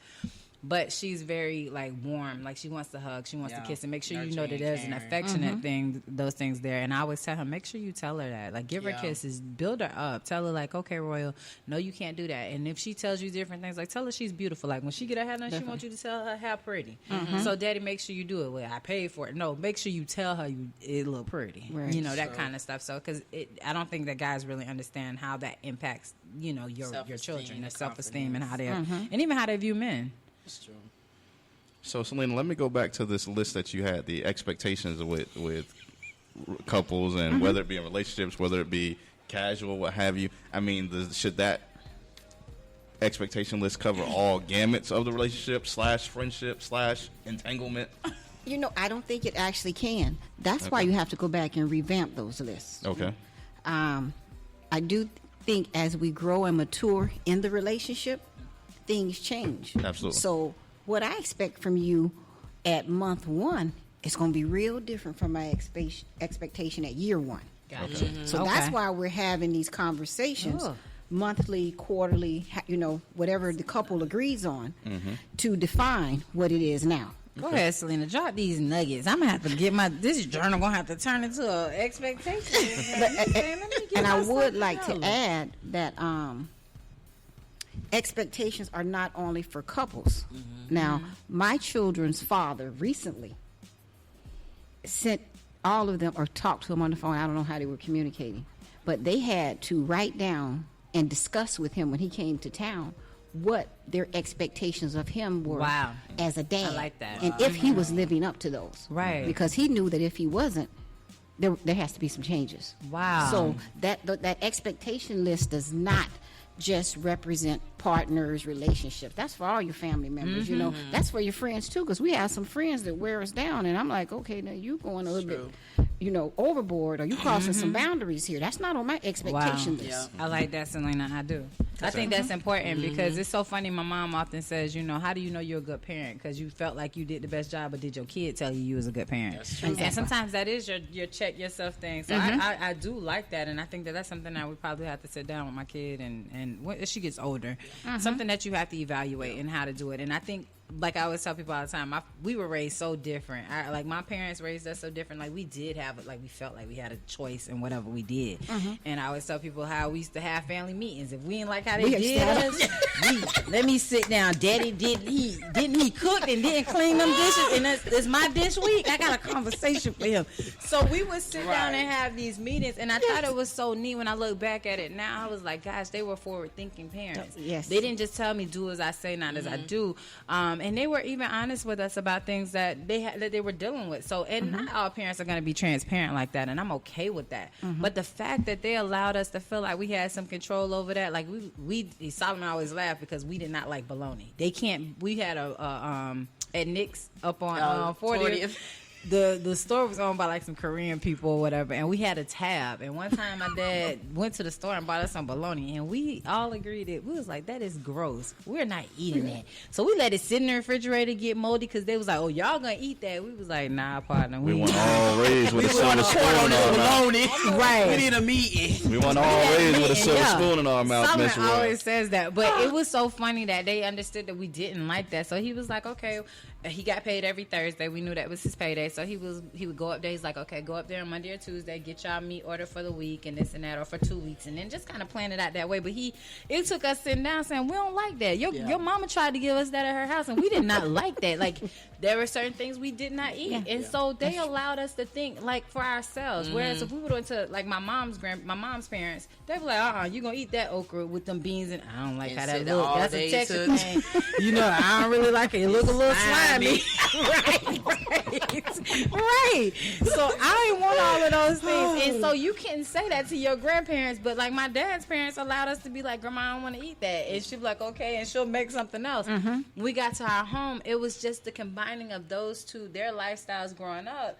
And my dad family came from different, and my mom came from something totally different. So they get together and be able to be parents enough to allow us to be, free thinkers in a way, like question what they did or how we did stuff. Personal freedom. Right. And we can make a family list of the groceries. And then she started sending me to the store for, like, she'll give me the budget because she said I budgeted better. Responsible. So she was teaching me all these different responsibilities. But I think that we've gotten away from that. Like, it's because we're in a generation of kids raising kids. So you don't get to see those kids thinking like that. Grandmothers are getting younger. Yep, absolutely. And so I just think that, like, I'm so appreciative of how I was raised in that regard, that my dad didn't think it was like a woman's duty to clean kitchens and stuff. My dad would come home from a job working at a cement factory all day, boots like hard as a rock. He'll come in there and he's like, oh, your mom didn't cook? Nah, she didn't cook. Okay. You get this, you do that. Like, he really knew how to delegate. He understood he had girls, so we went out there pushing on lawnmower. He was like, okay, I'll get a riding lawnmower for y'all to just cut the yard, whatever.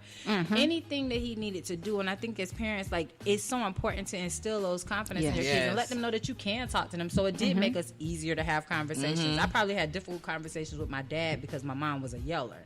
So my dad was more like, oh, really? Like, he's like, okay, well, that was a mistake, like, wait, let's Auntie was a yeller? Really? Girl, I'm just saying, she never... I was a child before you was a child. Don't your auntie come on this live and tell me your say my auntie is a yeller. She's a yeller now.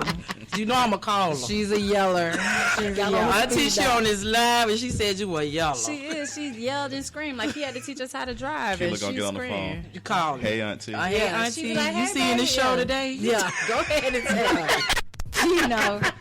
But we shared with her, like, some things that when we were growing up, like, my dad had this, and it's the funniest story. I think we told him at his funeral how he had this X-rated tape that he kept up there by our cereal box. So one day we got curious, and my brother's 5 years older than me, so he'd have grown up basically of us. And then it's me, and then my other sister, and my youngest sister. She knew what the expectations was. She knew. So we was like, went along with it. I was like, what is this? Of course, I find it because I'm the one fixing everybody's cereal, whatever. My brother told me, I don't know, let's watch it, because it didn't have nothing on it. So we watched it, and my dad came home and caught us, man, watching that. So he was like, "Ooh, I'm gonna tell y'all mama," and we so scared, like, no, don't tell on us. He was like, y'all gonna be on work detail, so whatever I say, y'all better do. He was blackmailing us. Absolutely, that's what he was doing. So we up here sitting up here doing all this stuff. It took us years to realize, man, we could have got him in trouble. That was his tape. It wasn't ours. But it was just the fact that, right. And he would call us, he said, X-rated kids. And my mom never knew what he said. So it's just one of those things. Verified it. Exactly. Baby girl got an honest. Whatever. But it was just like, I'm grateful for those experiences. And my approach with my dad and my relationship with my dad, I think it positively affected me in relationships and how I functioned with men, and how I was able to kind of departmentalize different things that didn't necessarily, like, bother me by. So, like, I understood sex wasn't about love. And because I had those conversations with him. But people aren't having those conversations anymore. And that bothers me, because you have... Like, it baffles me to understand how men will be able to commit to have a baby with you, but you ain't even his girlfriend. That's the unhealthy dynamics to where it's just so acceptable now. Like, some things to where it's just acceptable, and even just glamorizing to be a side chick or Gotcha. a side, like, we didn't. Hold on, don't go too into detail of that, because I definitely want to go into that in the last segment, because I got to. So you want me to save it? So Okay, hold I'm on to that. We're gonna go into the last that. break of the day. Yep. Okay. You're listening to His, Hers, and Ours. I'm your co-host Solomon Davis with. Shannon Ray, David. We'll be right back.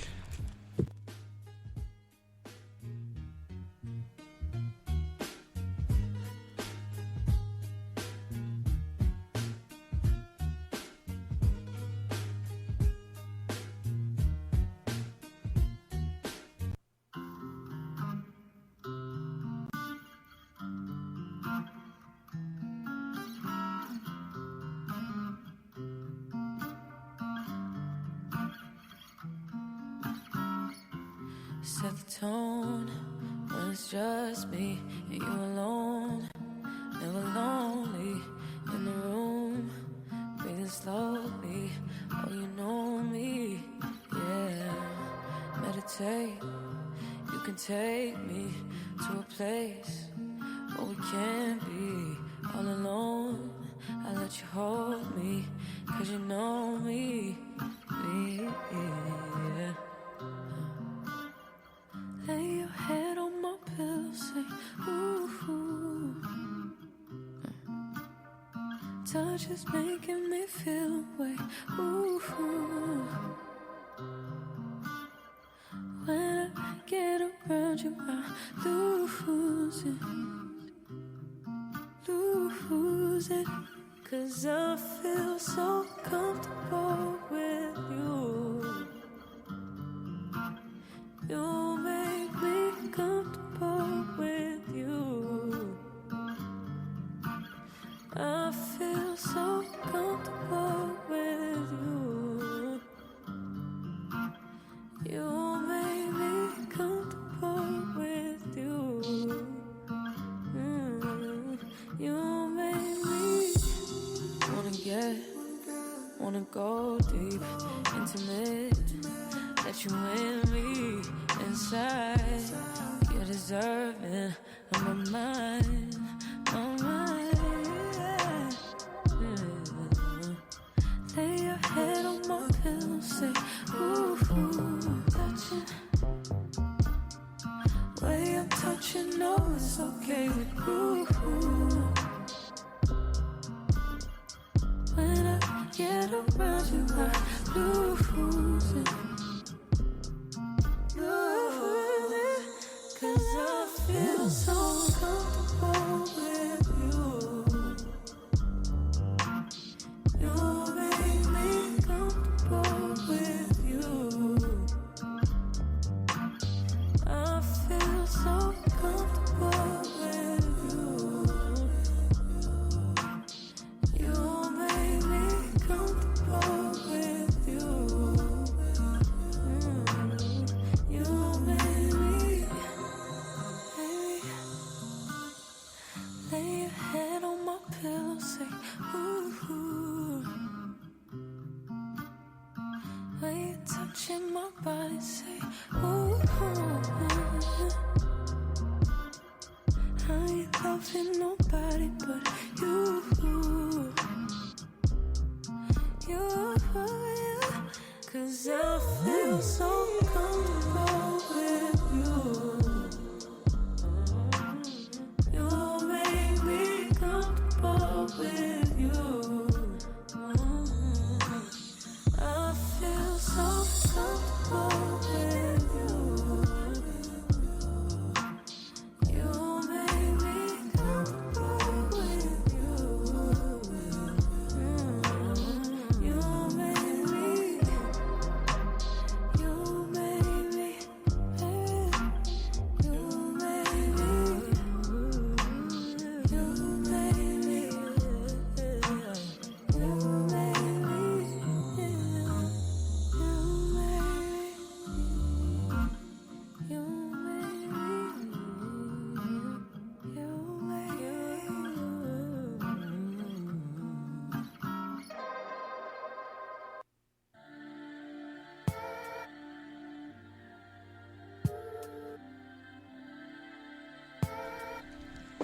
We're back for our final segment of His, Hers, and Ours, a real-life conversation between a real-life couple and their friends.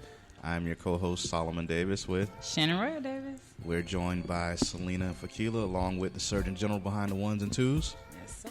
So Phekila was bringing up something that was just ironic that she did it because it was something on my list to discuss today. Comfortability with being, I won't even say side chick because dudes are comfortable with it as well. Yeah, stop playing. So what do they call the dudes?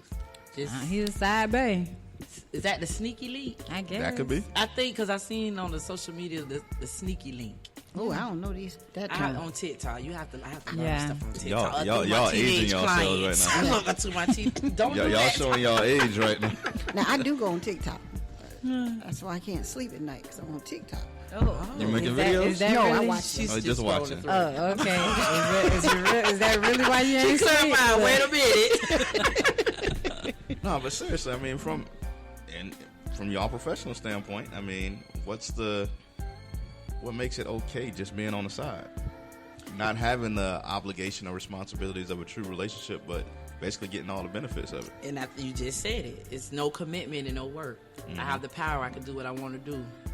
So it just goes back. Because you have to think committed relationships is a lot of work. Right. They be cute when it's just you see them sometimes. Yeah. You know, A lot of time it be like, dang, a lot of sacrifices that you're giving up. Yeah. It's not about you anymore. You have to be considerate. It's a lot of things that have to go into place into being a committed relationship. So I think it's just going back to it's convenient. I was about to say it's back to that convenience. Back to that C, the convenience. Okay, so I mean, like my co-host likes to say all the time, there should be situations to where you can have that casual sex and there not be feelings behind it. But I'm under the subscription. I subscribe to the theory that you can be having casual sex, and if we're having sex 3, 4, 5 times, at some point in time you're gonna develop feelings. It ain't no, hey, we just smashing just to be smashing. Unless you're just cold-hearted.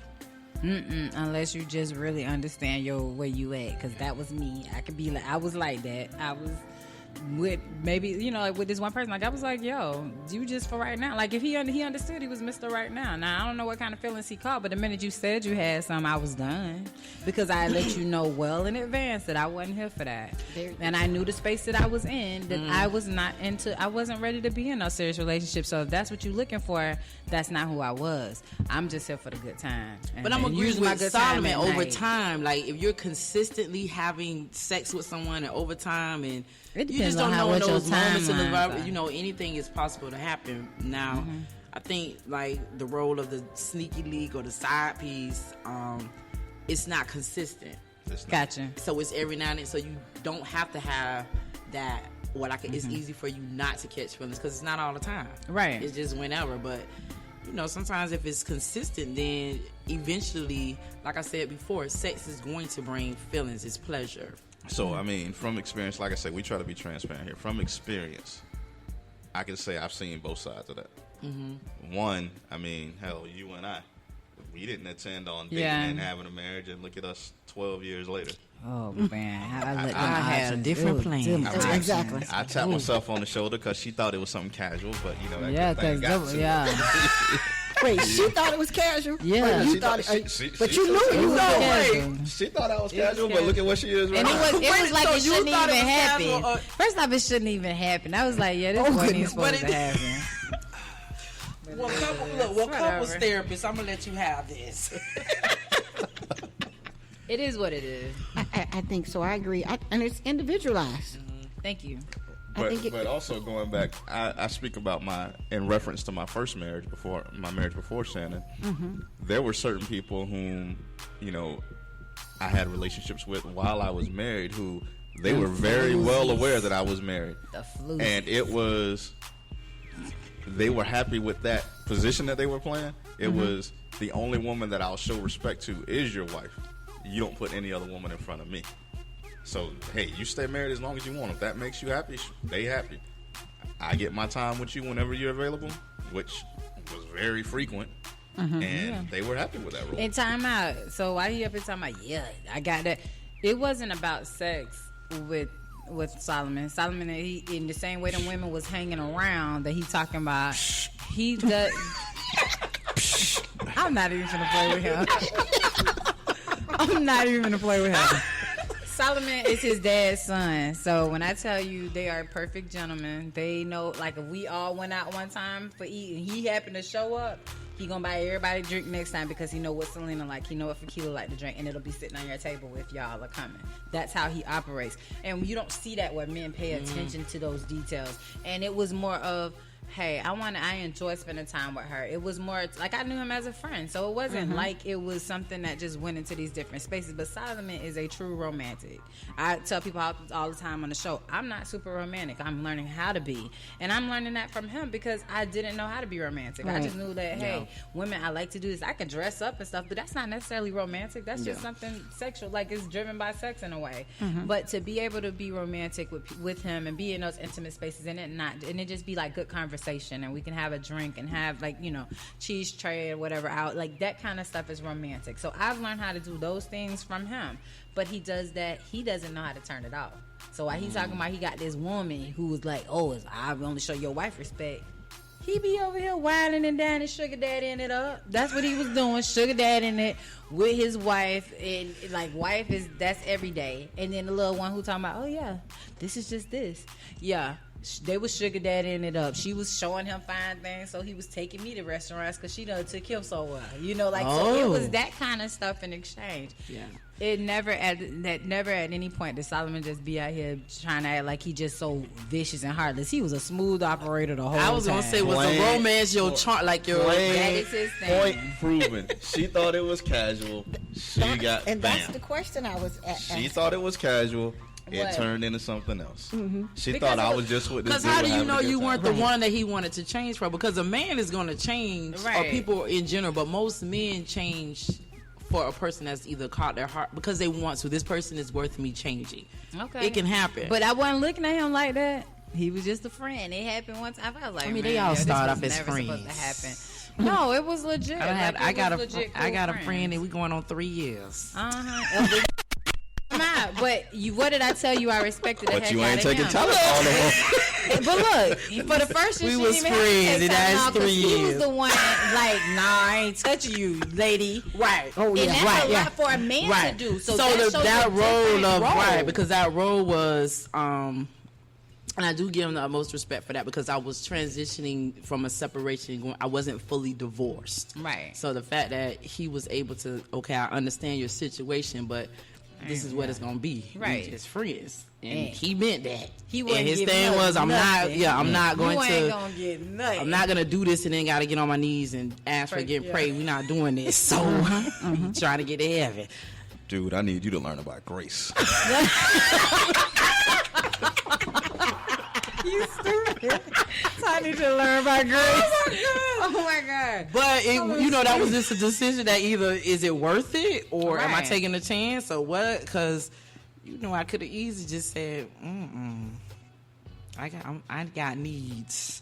But you figured it out. Right. You figured it out. I don't take Tylenol no more. She delivered. I've been delivered from the Tylenol. Now I just take BC powders for headaches, but that's just for real. Yeah. I take them too now. But it's for real. Like, to see a man just be like, okay, no, I'm not. And that just kind of drives you a little bit more to be like, okay, this dude got some value. He's got something about him. It's something there that I really want to figure this out. Versus just like he wasn't willing to be a piece of just a piece of your life and just be like, okay, yeah, she's going through her transition and this is what it is. No, he wanted more. Yeah, he wanted all of you. Right. Exactly. But like I said, if a woman, Solomon could easily send those women mixed signals because, like I said, he's so romantic that if he showed up to our house, he'd be like, "Oh, hey, I bought her some wine." He think he just going in a drink, or just like, "Okay, I know I ain't come show up at her house with nothing in my hand." But she's taking those as feelings, But I think a lot of times it goes back to you have to be responsible of what your perception is, and going back to you have to ask questions. You need to make things clear to where you're not getting into a situation to where you are the side piece of the sneaky leak and not know it. Right. Because a lot of times that lady got mad. Where you get, I don't know it. You having a perception and assumption of what things is, and they're thinking different. So it goes back to what you said, Selena, to where recreational, even if it's that when, what's the time frame, what's how the often, whatever, so I can know and make a choice to be in it. But it's normalized. I think nothing is traditional now when it's relationships, so it gives people options. Right. And I mean, there's nothing to each his own. But the fact that I know that I have an option to where I don't have to be committed, or I don't have to. I could be this, and it's acceptable to where I could feel comfortable doing what I can do, and I can own it, and I don't have to feel shame about it, because a lot of these types of relationships are acceptable. Yeah. Versus it wasn't. You were shamed and you were graded. And you say that. You said optional. We have options in every other parts of our life. Why not when it comes to our relationships? That's true. And who we want to be. And how we want it to be. And I think that's something that people are starting to become more aware of, because you see more open relationships, things like that, because people are comfortable with that, and they don't really care about what somebody else has to say. If that works for them, that works for them, until it don't work no more. But it's up to them, how that works. No, and that's true, because it is. But you have to still kind of reevaluate what you're willing to accept in any relationship. And are you built for what you're getting ready to step into? I guess my question in that was, and I guess if I take Selena's answer from earlier, it answers the question that those expectation lists kind of evolve over time. Yeah, they have to. I look at it like this, and she's an example of this. In that first marriage, when I had the person on the side and she showed the respect to the wife, everything was fine. I saw her as frequently as I wanted to, as long as I was, when I wasn't with her, I was with my wife. That's how it was. Go through the divorce, she was still there for about a year. After about a year, things started kicking off with Shannon after the divorce. With her still on the side, and then I'm like, listen, I got to be real with you. I'm dating someone. It looks like it's about to turn serious. I just want to make you aware. She couldn't take that anymore. So did it get old? Now, so my question is just, did the dynamics, did it get old to you? Like, did the dynamics get old? No, I was fine with the way it was. No, the situation to where you made a decision to where I want a committed relationship. So I'm asking, like, did the dynamics of the situation of what you had going on, how my cake and eat it too, did it get old to you to where you made a change? Nope. I mean, it was just, hey, listen, this is how I met you. I knew the rules of this thing when we started. These are the rules that I play by. In my opinion, they never changed. Whether I was married, whether I was single, this is how I've always viewed you. Now, I never said I was exclusive to you. Obviously, I couldn't be exclusive to you because I was married. So after my divorce, there was never a discussion saying, hey, we're exclusive. So now I'm still seeing other people, one of those people being Shannon. Hey, I'm really feeling Shannon. Let me let you know that there's somebody else that I'm seeing. And when it was, oh, you chose her? That lady sent me an email. Her perception was obviously not on the same. Exactly. It wasn't. So maybe the expectations weren't met?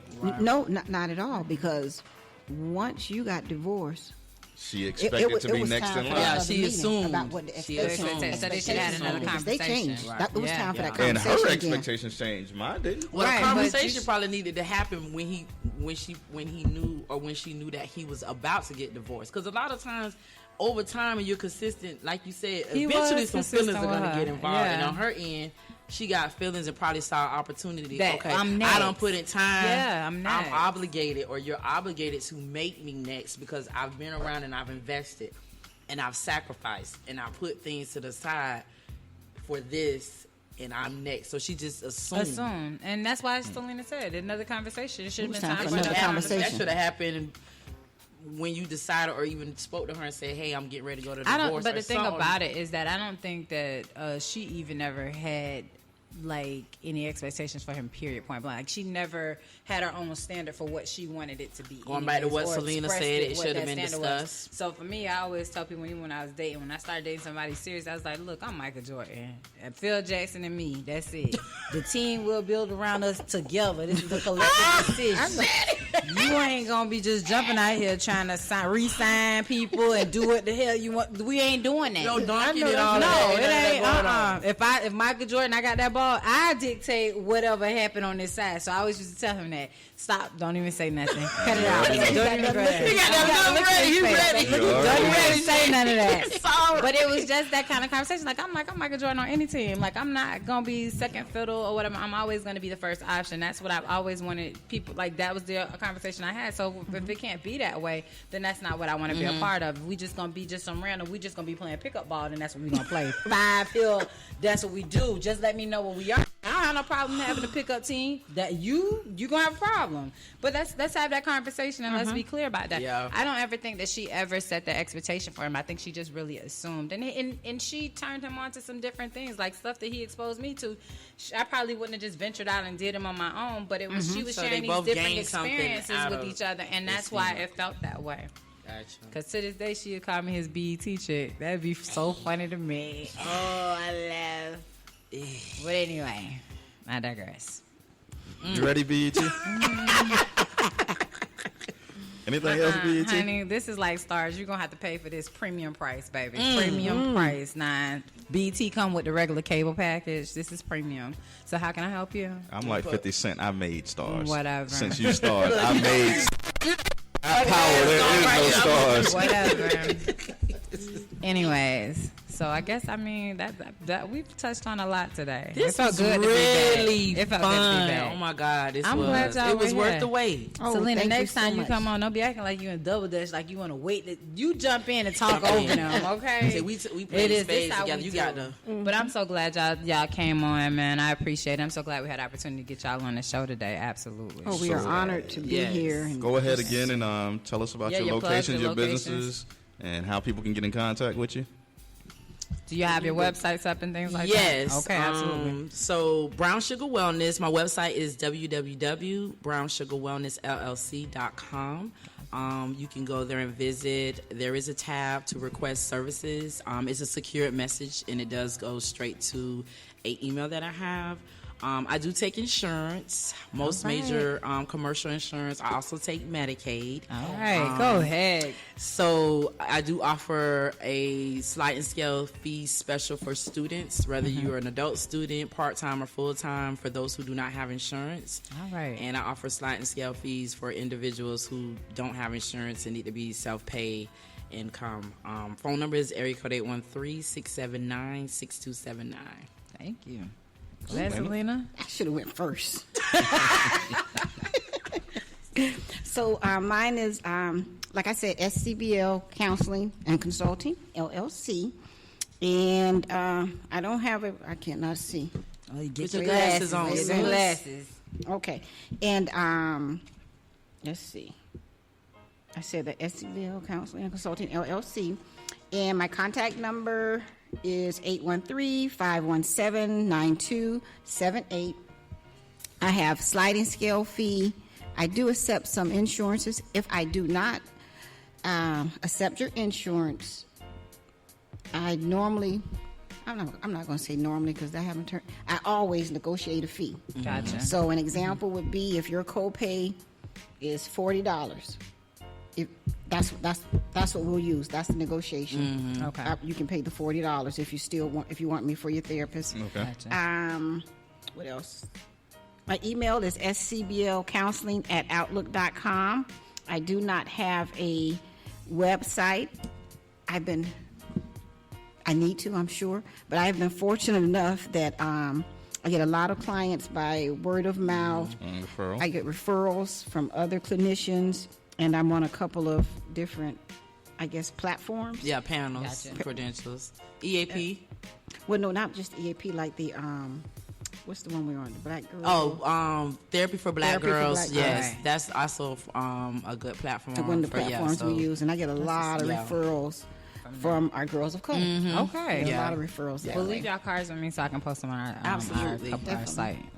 So I Well, can we put it definitely there. appreciate both of you all joining us. As we always say to all our guests, it's an open door policy. ma'am. If y'all have anything going on and want us to talk about it, please let us know. You want to come on and talk about it yourselves. Absolutely. And like I said, open door policy. And, we just here having a good time, having open conversation, no rules, no regulations. It was. It was. was such a pleasure We in because I the was nervous. I studio, was like, we in the do I need studio. to bring forms?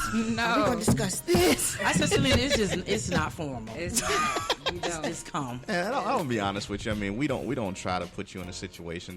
We know that you all came in talking about mental health awareness and what have you. So we're not going to put you in a situation where it might seem like you're in a jeopardizing spot or what Yeah, have you. yeah. We just want to get to especially for people of color, what it is, how we always viewed it, as Shannon said earlier, as taboo. Yeah. It wasn't 5, Let's 10 years normalize ago, it. we weren't Exactly. even talking We need about to it. normalize it. And then you start seeing things, with celebrities and culture and what have you, like Naomi Osaka and what have you, having to go with her ordeal over in the tennis tournament and things like that. So, I mean, it's being brought to the public limelight, especially for African Americans or people of color. And, we just want to have a casual conversation about it. Absolutely. Thank y'all so much for joining us. So until next It was a week, pleasure. we're in the Flowhio Studios, located in Tampa Bay. Absolutely. The Wind home it down. the home where the Stanley Cup resides. Lord Stanley. Surge the Where it general. resides. Anybody else want to sign up to get one of these Team Solomon jerseys, just hit me up in the DM. They'll be at the Dollar Tree on Bush and 56. I think we might debut some new ones.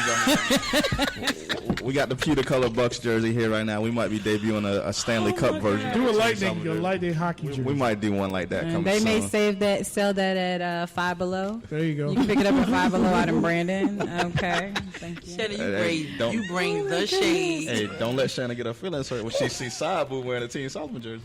Side boo. As long as let her know rent due on the 1st. You please let her know daycare is due every Friday. Okay. Just making Make sure. sure. Oh my God, y'all. Let me know what she got on that rent.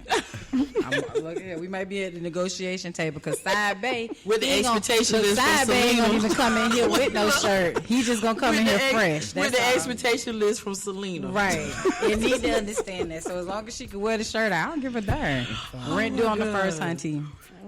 With that being said, we will see you next week on His, Hers, and Ours. See you. Oh. Bye. Bye. All right, so I'm gonna run this video. When I was up in Long Island, I met a dude, super funny. His name is What Up Maine, and I love the video. It's funny. It's the editing is on point. So we're gonna run that, and we're closing it out. Y'all already know what it is.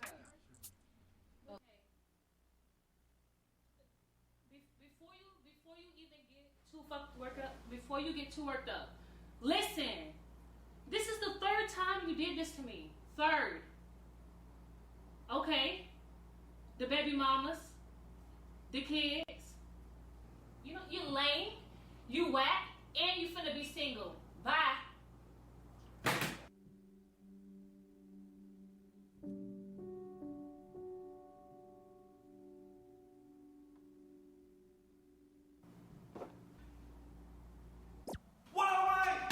Did you break up with your boyfriend? Are you tired of toxic relationships? Do you want better communication, better situation, less amplification? Then call the number on your screen, 1-800-GET-IT-ON, and get yourself hooked up with a handsome gentleman like myself. Just dial the number on your screen, 1-800-GET-IT-ON. That's 1-800.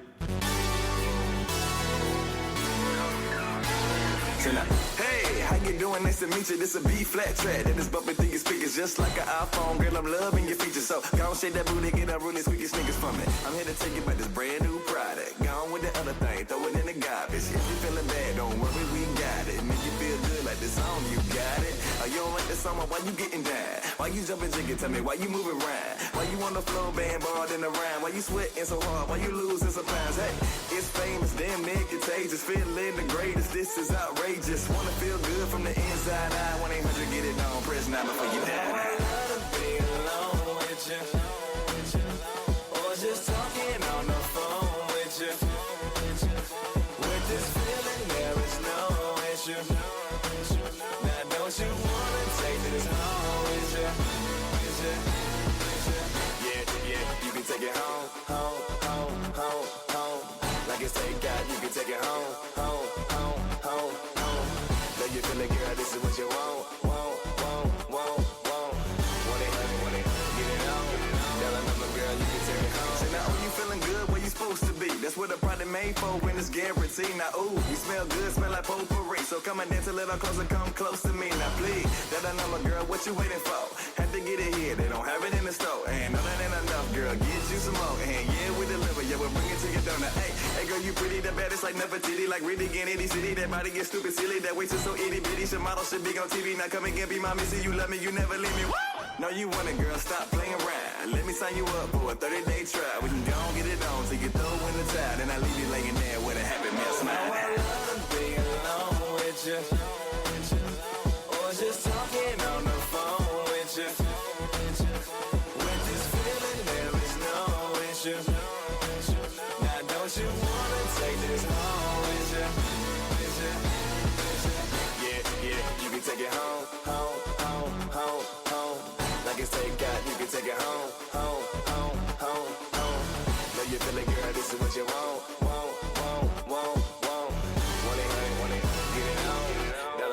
girl, you can take it home. I love being alone with you. Or just talking on the phone with you.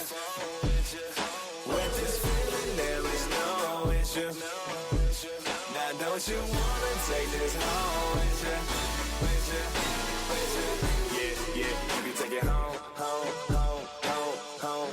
Like it's takeout, you can take it home, home, home, home, home. When you feel it, girl, this is what you want, want, want, want, want. 1-800, get it on. Got a number, girl, you can take it home. I love being alone with you. Or just talking on the phone with you. With this feeling, there is no issue. Now don't you wanna take this home with you?